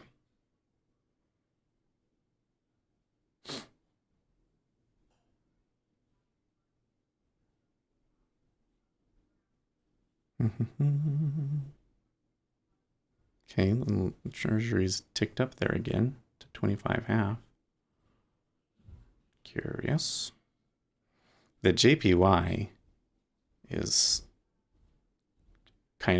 really following the Treasuries closely today.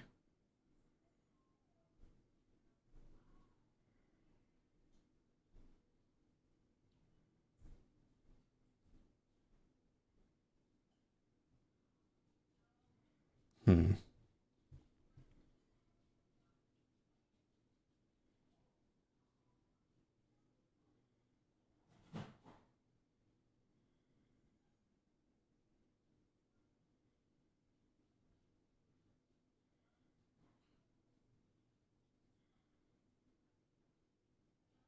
Seems like people are pushing and trying to sell it, but they're not making much progress. It's like right there in my price.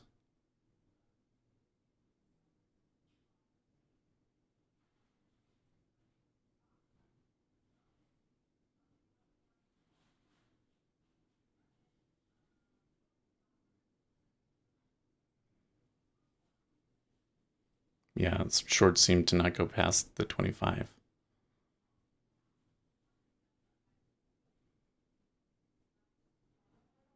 They're also not stacking a ton of liquidity on the book in this whole area right here. So like that seems to be like the range right now. Hmm. Well, now they're deciding to fight each other a little bit more, aren't they? Look at that.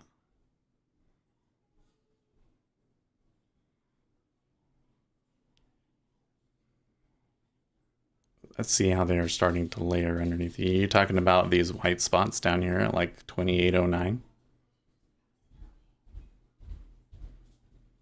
Mm-mm-mm.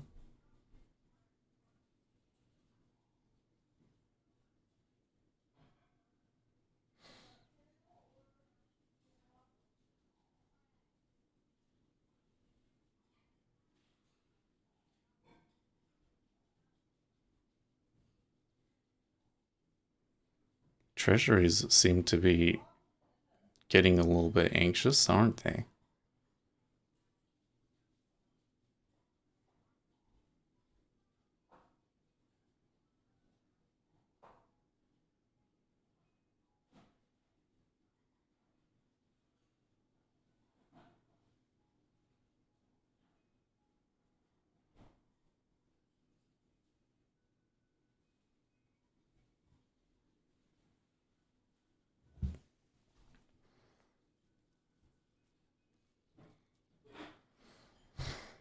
We might see cumulative delta divergence here soon.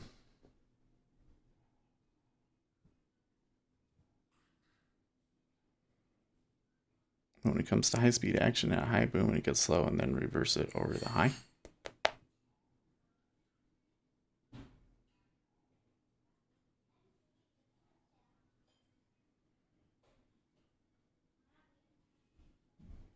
Okay, well I'm sticking with my thing.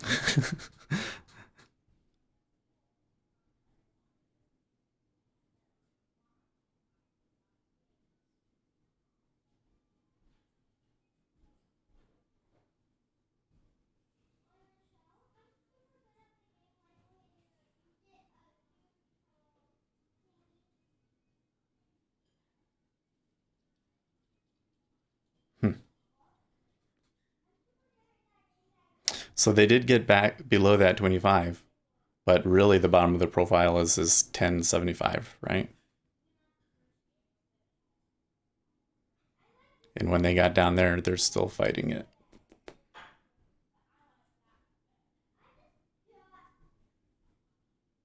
Nothing matched higher.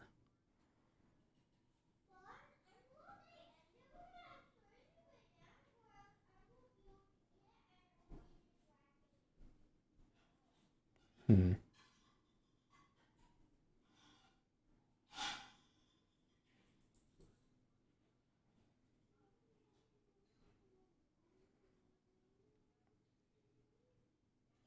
Yeah, nothing traded 28, 10, 50 for sure.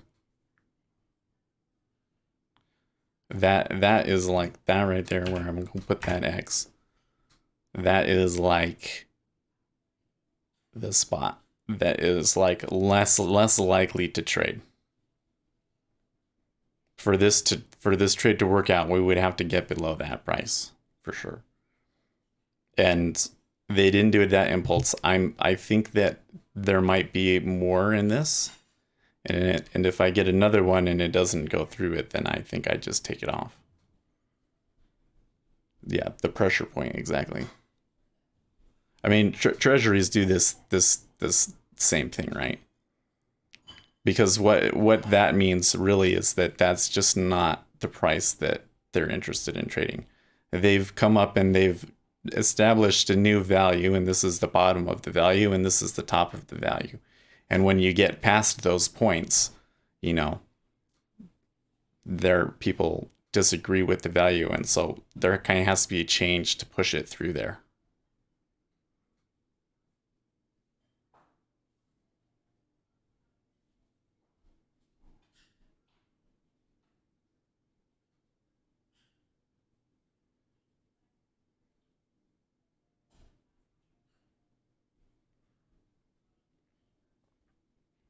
Well, you do have a little bit of a cumulative delta divergence, but it's only about 2,000 points.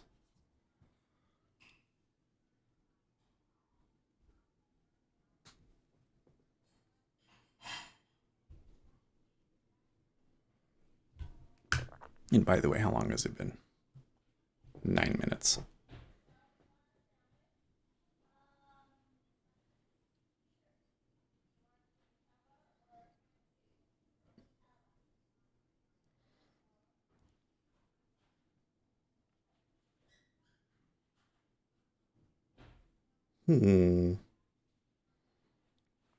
So now a lot of those big orders that were below us, well, I guess they're still there, those sevens. But now there's this big one at 28.11.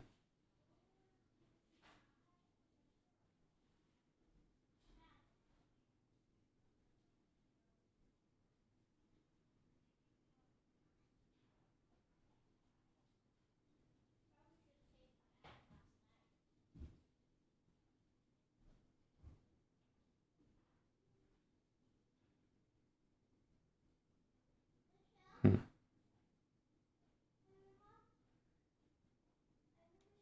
Reversal possible? So when you see a big order like that, do you read that as something that they're probably going to go to?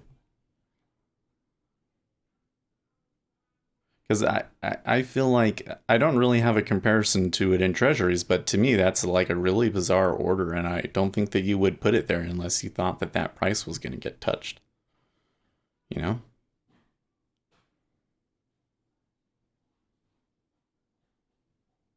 Okay, so there's a little bit of an iceberg in front of it.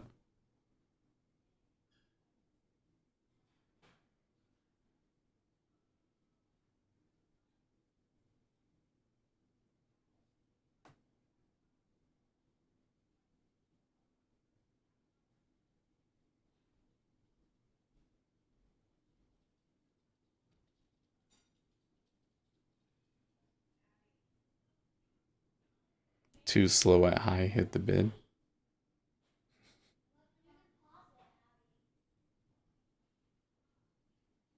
I don't know. The thing is they get excited when they come down there, but then they get back up to this high like way too easily, I think. Right? Like they traded 1,000 there at 28.11.25. So I think that some shorts were getting excited, and the cumulative delta is definitely still decreasing, right? So I'm kind of thinking that that the delta is gonna go like this, like that, and it's all gonna come out, and that's going to move this down to here. But they get up into this spot right here too easily. So I'm not sure. If the order pulls, it might go through 50. You have to give more of a price than that. Okay, so there they went for a new high, right?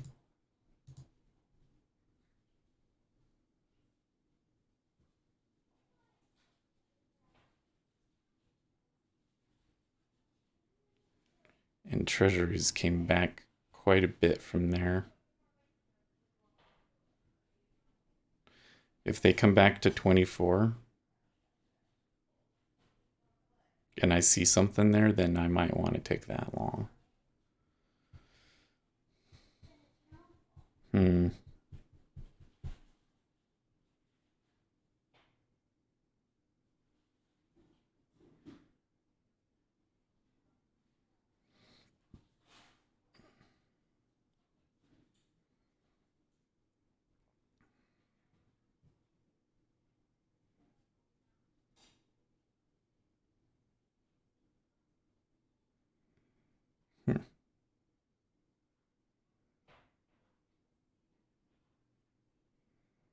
I see.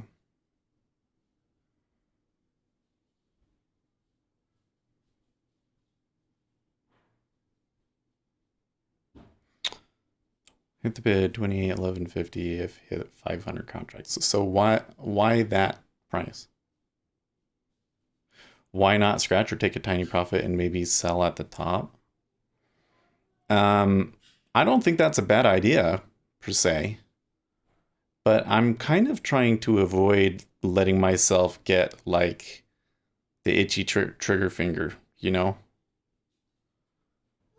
Like there are times where I think that really trying to maneuver like that is a good thing, but I think that here in the E-mini for something that I don't really know and that kind of makes me nervous touching in general, that it's probably best that I'm just like really intentional about it, you know?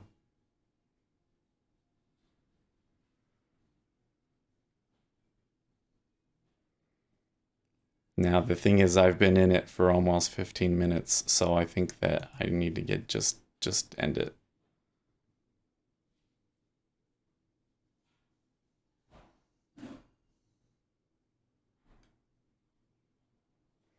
Yeah, they came down and tested 2011 and then they pulled off, yeah.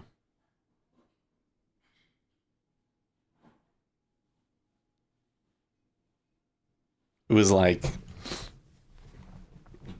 it was working. And then when they came down there and tested again and they didn't want to sell it there, it was like, okay, maybe it's not going to happen.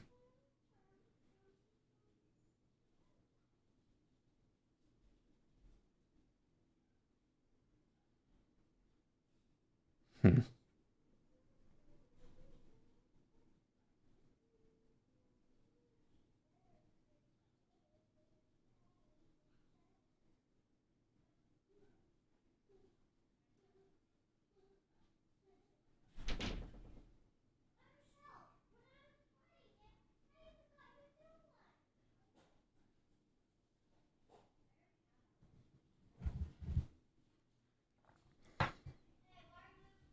Are you talking about the one up here at like 28.18?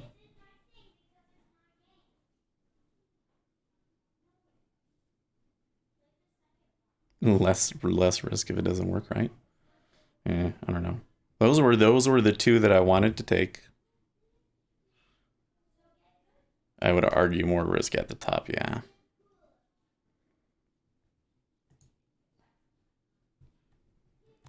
Like the thing is, I don't know if that really decreased or not, or if that was just because um, the color change was just because of other stuff stacking.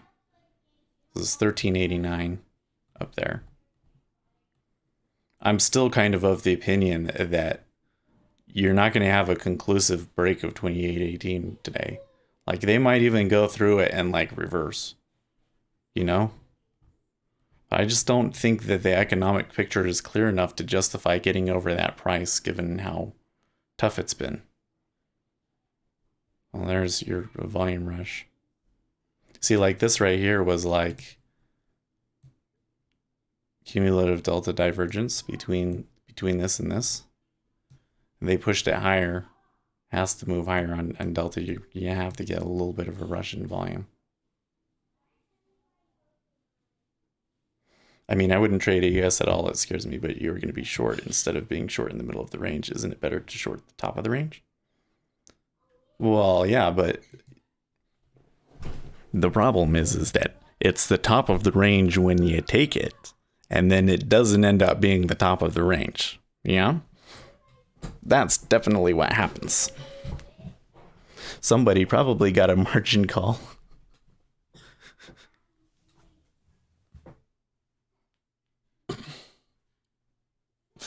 Swiss is still thinking that there could be a short in it. I tend to agree with him, but I'm not. It's 8:21, so I'm not going to be able to mess with that. And they never quite gave me what I want in the E-mini, or sorry, in Treasuries right there, 24. So when we look at my thing here, okay. So my goal today was to take 2 trades in the E-mini. I took 2 trades in the E-mini. now when we look at, oh wait, we gotta click this. Okay. So this one got 6 and this one got 4. But that's all I ever got on it. That's not very encouraging. But I was doing a fade. I guess I was trying very much for, I was doing a lower probability trade, really, going against what has been the trend so far for the session. But I really just don't, I don't know. I'm trying to make a call that doesn't really make sense for my time frame. You know what I mean? Like I want to get a short on a short-term time frame. Look at all of the orders under her, push her up. 28.18 added back. Yeah. So let's look at it again. Okay, so it was 1300 before and now it's 1400.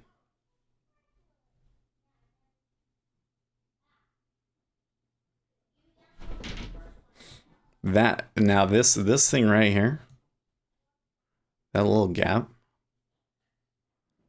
that is something that I have not seen before.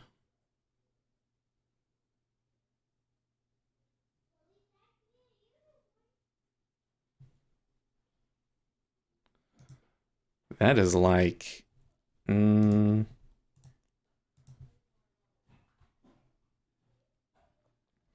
let me ask you this. What if you did something like this? Okay, here's the price that's unlikely to trade, and we put a stop limit right here.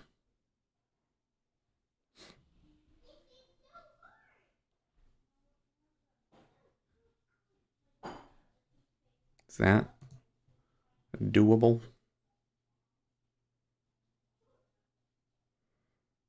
Because then we're saying that you have to have had a bit more of a top of sorts before it takes it.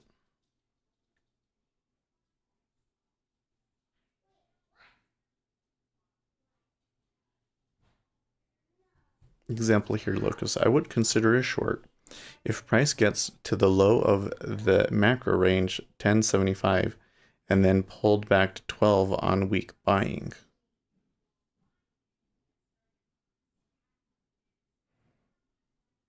Yeah, I get you there.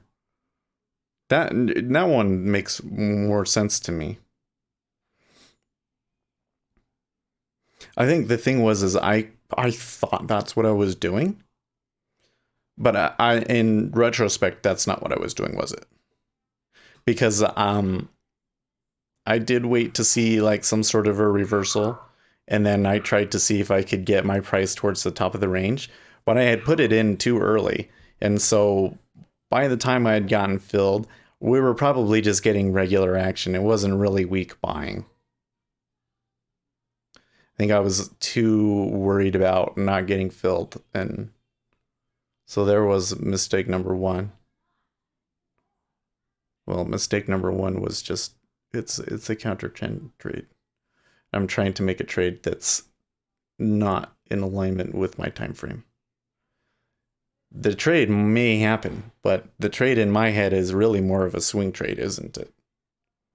The trade in my head is a swing and a move back to where is it that I want to see it? Uh, well, I want to see at least 27.95, if not 27.67.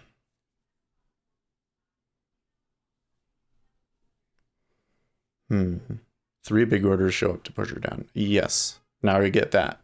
That makes sense to me too. I mean, I've seen that before. And I totally watch for those sorts of things in treasuries too.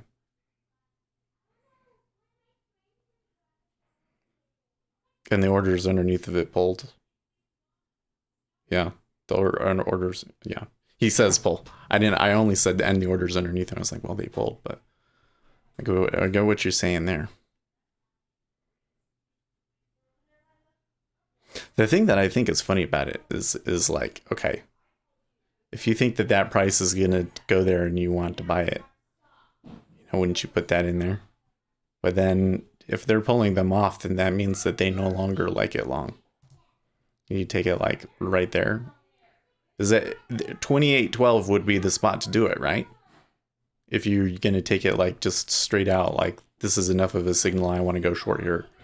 28.12 I think is the right price from the profile. Yeah, like that.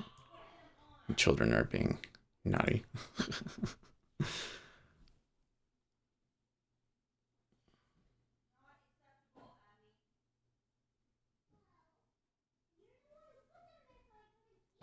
Yeah.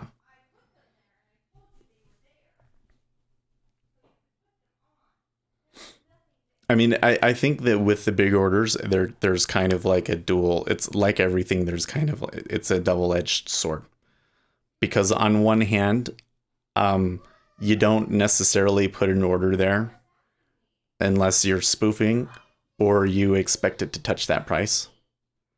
And honestly, spoofing something like way above that you have no chance of being touched probably just gets ignored by most people, right? So sometimes when I'm seeing a move up and all of a sudden I see a big order show up like way up there, that very often to me is like, somebody went long and that's where they think it's going. And they're going to push for it. Okay. So if I get filled here, I don't know if that was a good fill. I think that the spot is right. Okay. Sure. Anyways, what was he saying?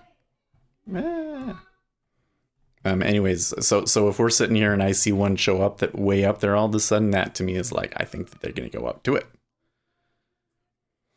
And sometimes they're spoofing it. I've seen it a few times where like the market will go in a cycle. So I remember there was this time where, we saw it tick up and there was a strong bid. And at the same time, a really big offer showed up like 8 ticks above us or whatever. And we just went like right up to it. And I remember it did that quite a bit. And I made, I saw that pattern and I followed it for quite some time. And then all of a sudden we started getting some action, like it started to get, wild action. And I saw something like that. And it was like for a reversal. And they came up there, and when they started to come back to the reversal period, all of a sudden it disappeared, and then we just like dropped again. So it was like they totally knew that we were going to buy it based off of that, and it was manipulation, and they pulled it. It was as soon as they got the price that they want, right?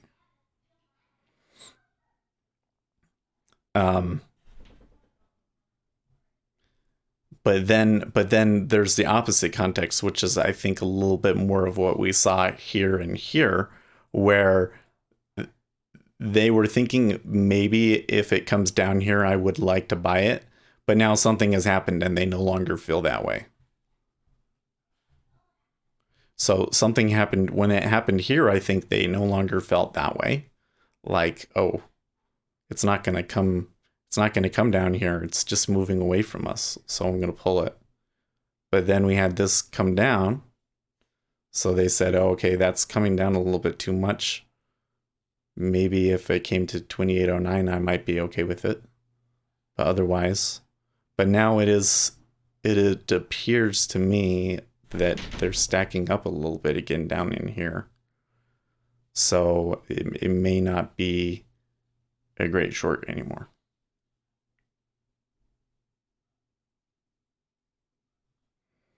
I guess the other thing is that they're kind of pushing up into this tail here. Kind of pushing into the tail.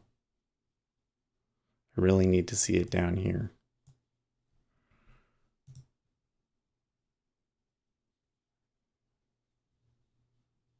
The right spot is 28.12.75. Whoa, okay, so why? I don't understand that. I was only just looking like the big step in the profile to me is the 28.12 between 14 and 6. So why 28.12.75?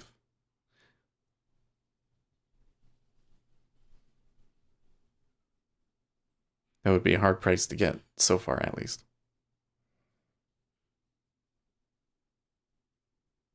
Yeah. Those orders are used for a purpose. Those guys are saying, ah, shoot, I missed my trade. Let's pull our orders. Yeah. I think that's what happened there.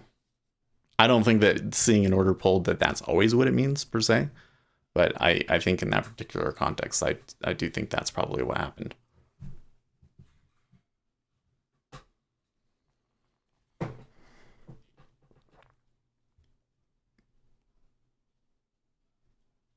Mm.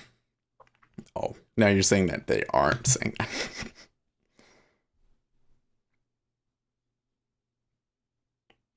Well, I don't know if it was that they missed their trade, but for whatever reason, they're not interested in taking it there anymore.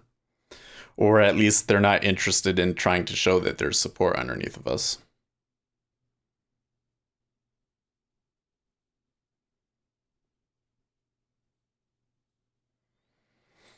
You usually get a few rotations.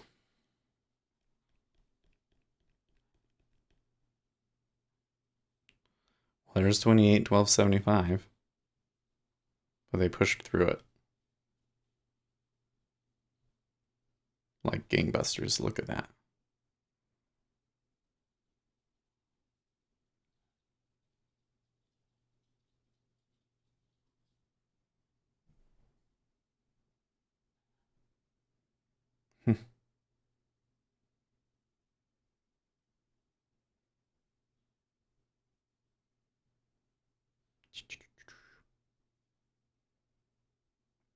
This technically is weaker buying on that attempt at the high. I don't know if that's significant enough to matter, but that is less cumulative delta here. There and there and there and there. But that might just mean that there's just more that's about to come into it. Yeah, are you guys attending today's? Oh yeah. I will definitely be watching that. I forgot about the one yesterday. I was so busy at work and I didn't catch it. But I'm pretty sure that was one that I've seen before. Like he's talked about what is good action and bad action many, many times. So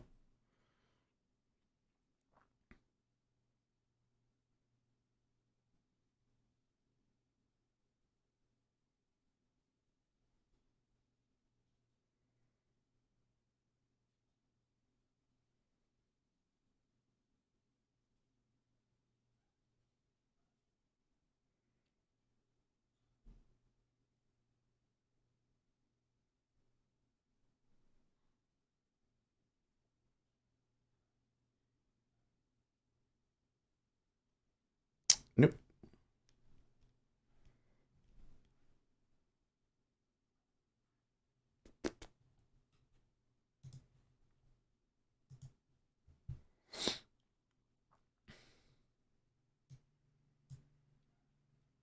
I mean, I think that the iffy, not the iffy thing. I think one of the things that we should keep in mind is that obviously this market is a buy. So if I'm selling it, that's of course it's not going to work out. But that doesn't mean that the prices that we were looking at and the things that we were seeing were bad per se. Because if we took the same kind of spots, but we were only taking them long, it probably would have been really good. Look at how empty the bids are. A lot of people are going to get effed. Well, they did make a new high there, but a big order showed up at 28.15 right as we're coming up into it. And there's like a liquidity vacuum behind us. He really thinks that it's going to reverse here. I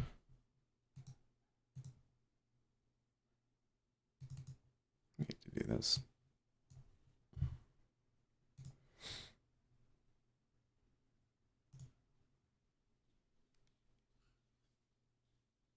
U.S. crude production falls to 100,000 barrels per day to 12 million barrels per day last week.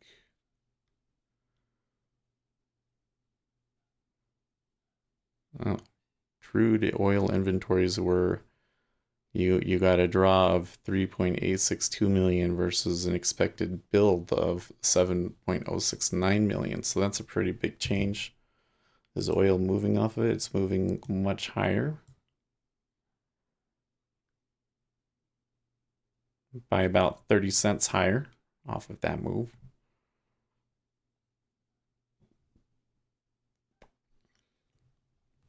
Okay, let's see what he got.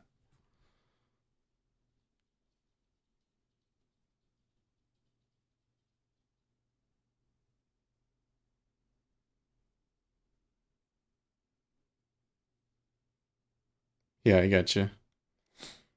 So I think you're saying if this exhausts, that it should come back to this profile, come up and bounce off of this profile, and then it could be good to go.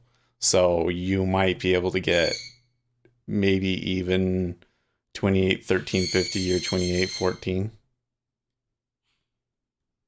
potentially, or you could maybe it would be worth it to say, you know, okay, let it come back up here, and then if it decides that it's going to come back into this profile,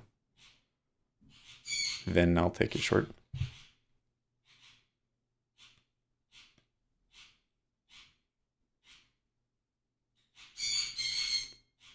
I'd still say, I still think short just because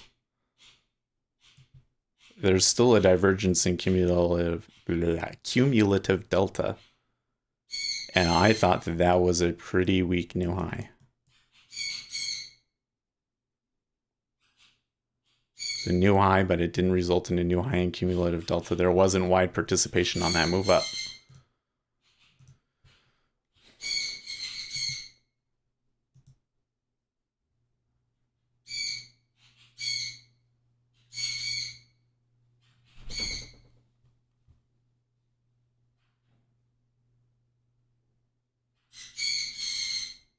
But I'm not going to take another one because it's, you know, too close to when I got to go. And I'll just end up sitting in it forever and it never going. Unfortunately. But this is the way that it always works, is when I see a move like that, like I've been coming in here all morning thinking they're going to have a little bit of a move up and then they're going to go short. But it's not going to do it until I'm done and I'm gone for the day. It happens every fucking time.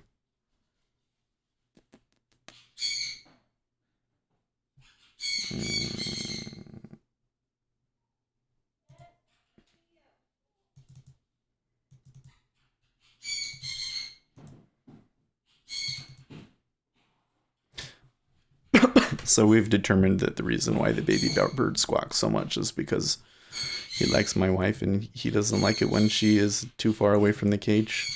And I think that she is starting to realize this and is getting really frustrated by him always squawking at her.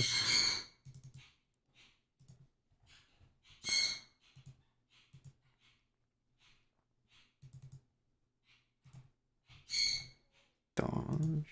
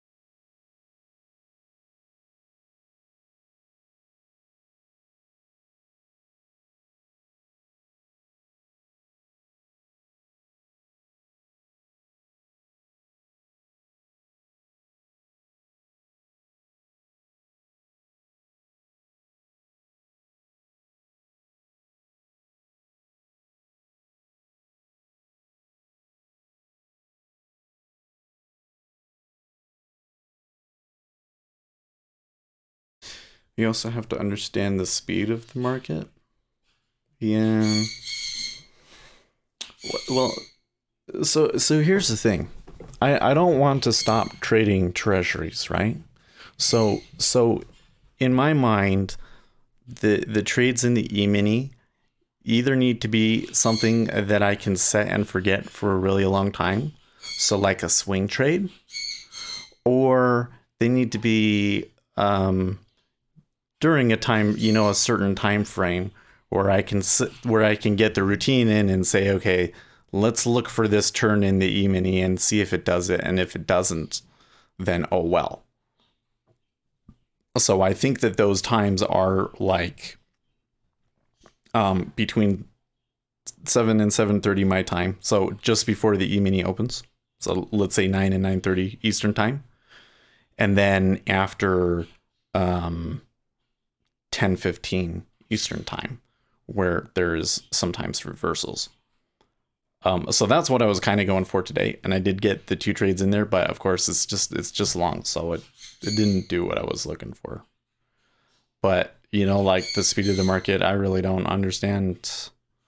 I think there's a lot of things about the price action and watching them. Like I know what it's tends to supposed to do from the ZN, but the problem is that that's informed very much by what are business conditions in the E-mini, or sorry, in treasuries, to be like, will it be more or less likely to trend, more or less likely to move up?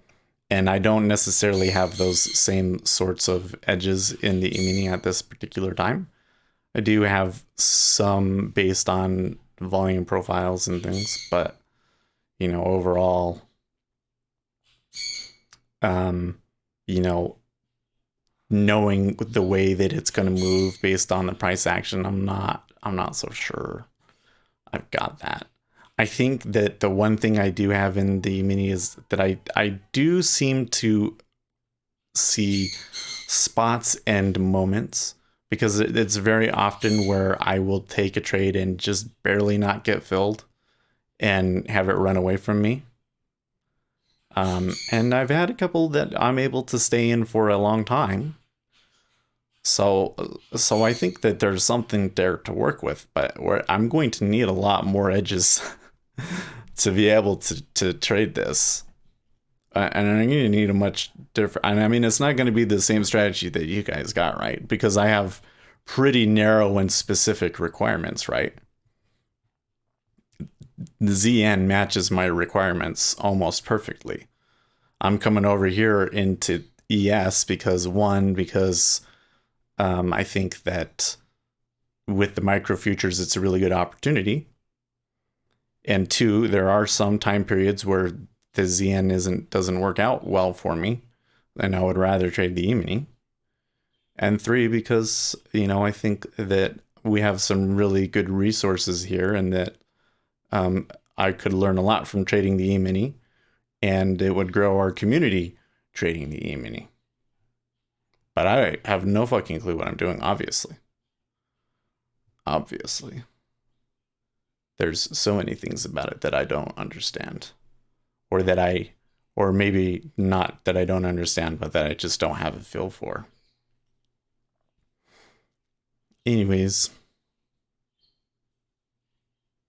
I'm thinking in my head, like, what would be like the qualifications? Like, what would be something that I could just set and forget and walk away and then come back and see if it did it right?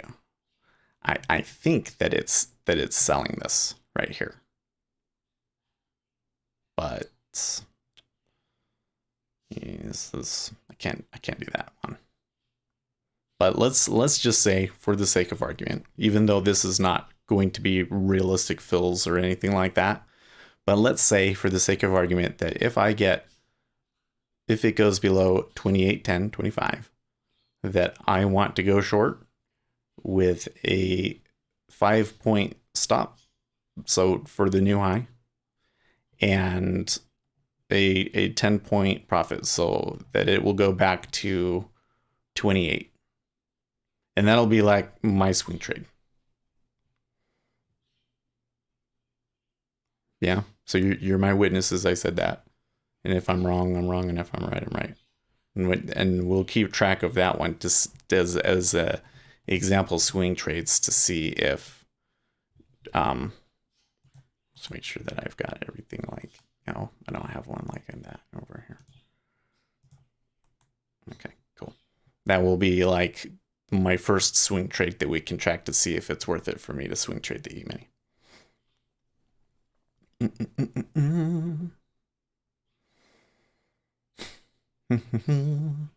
Tick chart for the E-mini.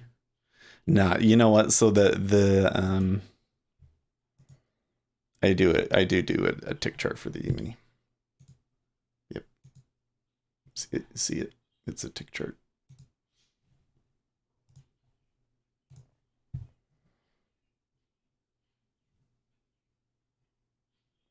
I really think that what you might be getting here is like a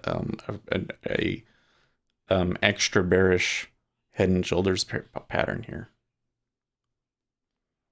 Because if you get something where it's like, okay, here is shoulder, head, shoulder, neckline, okay, and here is 1, 2, 3, and it is decreasing volume all the way across. That's very bearish.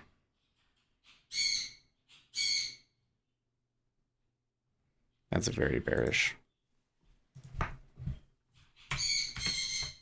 I'm going to take a picture of that.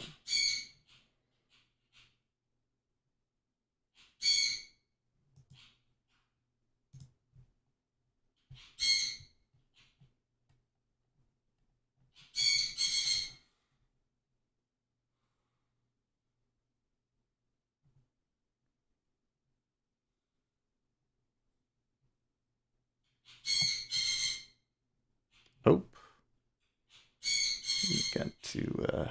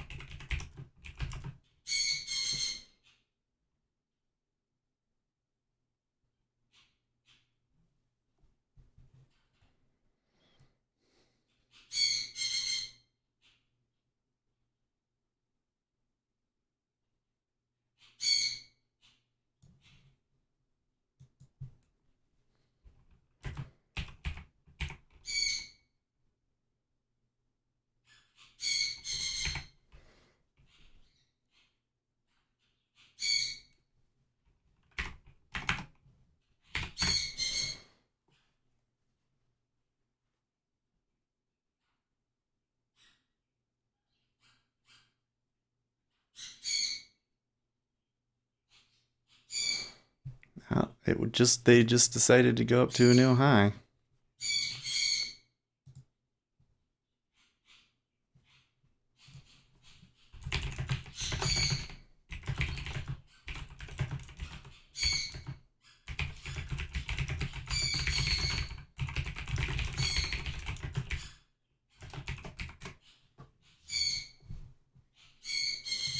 Yep.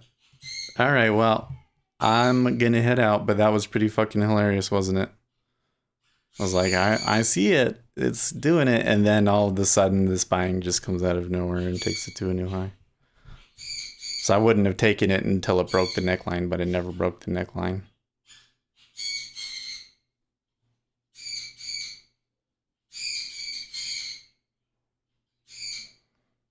All right. Well, I will see you guys tomorrow, and hopefully we have better luck then with the E-mini. But you know what? Hey, treasuries are still, I'm still feeling pretty okay. Refresh. Oh, sorry, I need to do this. There we go. I feel like I'm doing okay in treasuries, so not bad. I think that treasuries are going to very soon, though, start to be really difficult for me, so.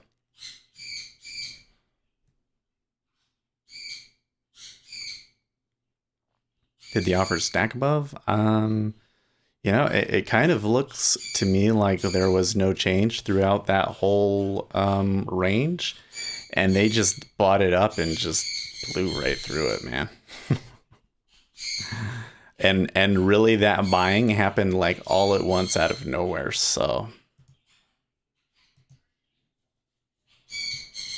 I'm seeing some stuff about Manafort here, but in May. Anyways, I don't know. I'm not so sure I have a trade. I still think that you could do if it gets below that 10, but I don't know if it's even going to do it now, and or where you could even set your targets and everything. Let's see what they do at 28.18. I guess they seem to be intent on testing it for whatever reason.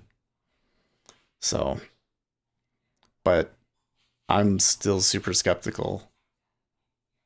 Like, my prediction is they're not going to close above 28.18.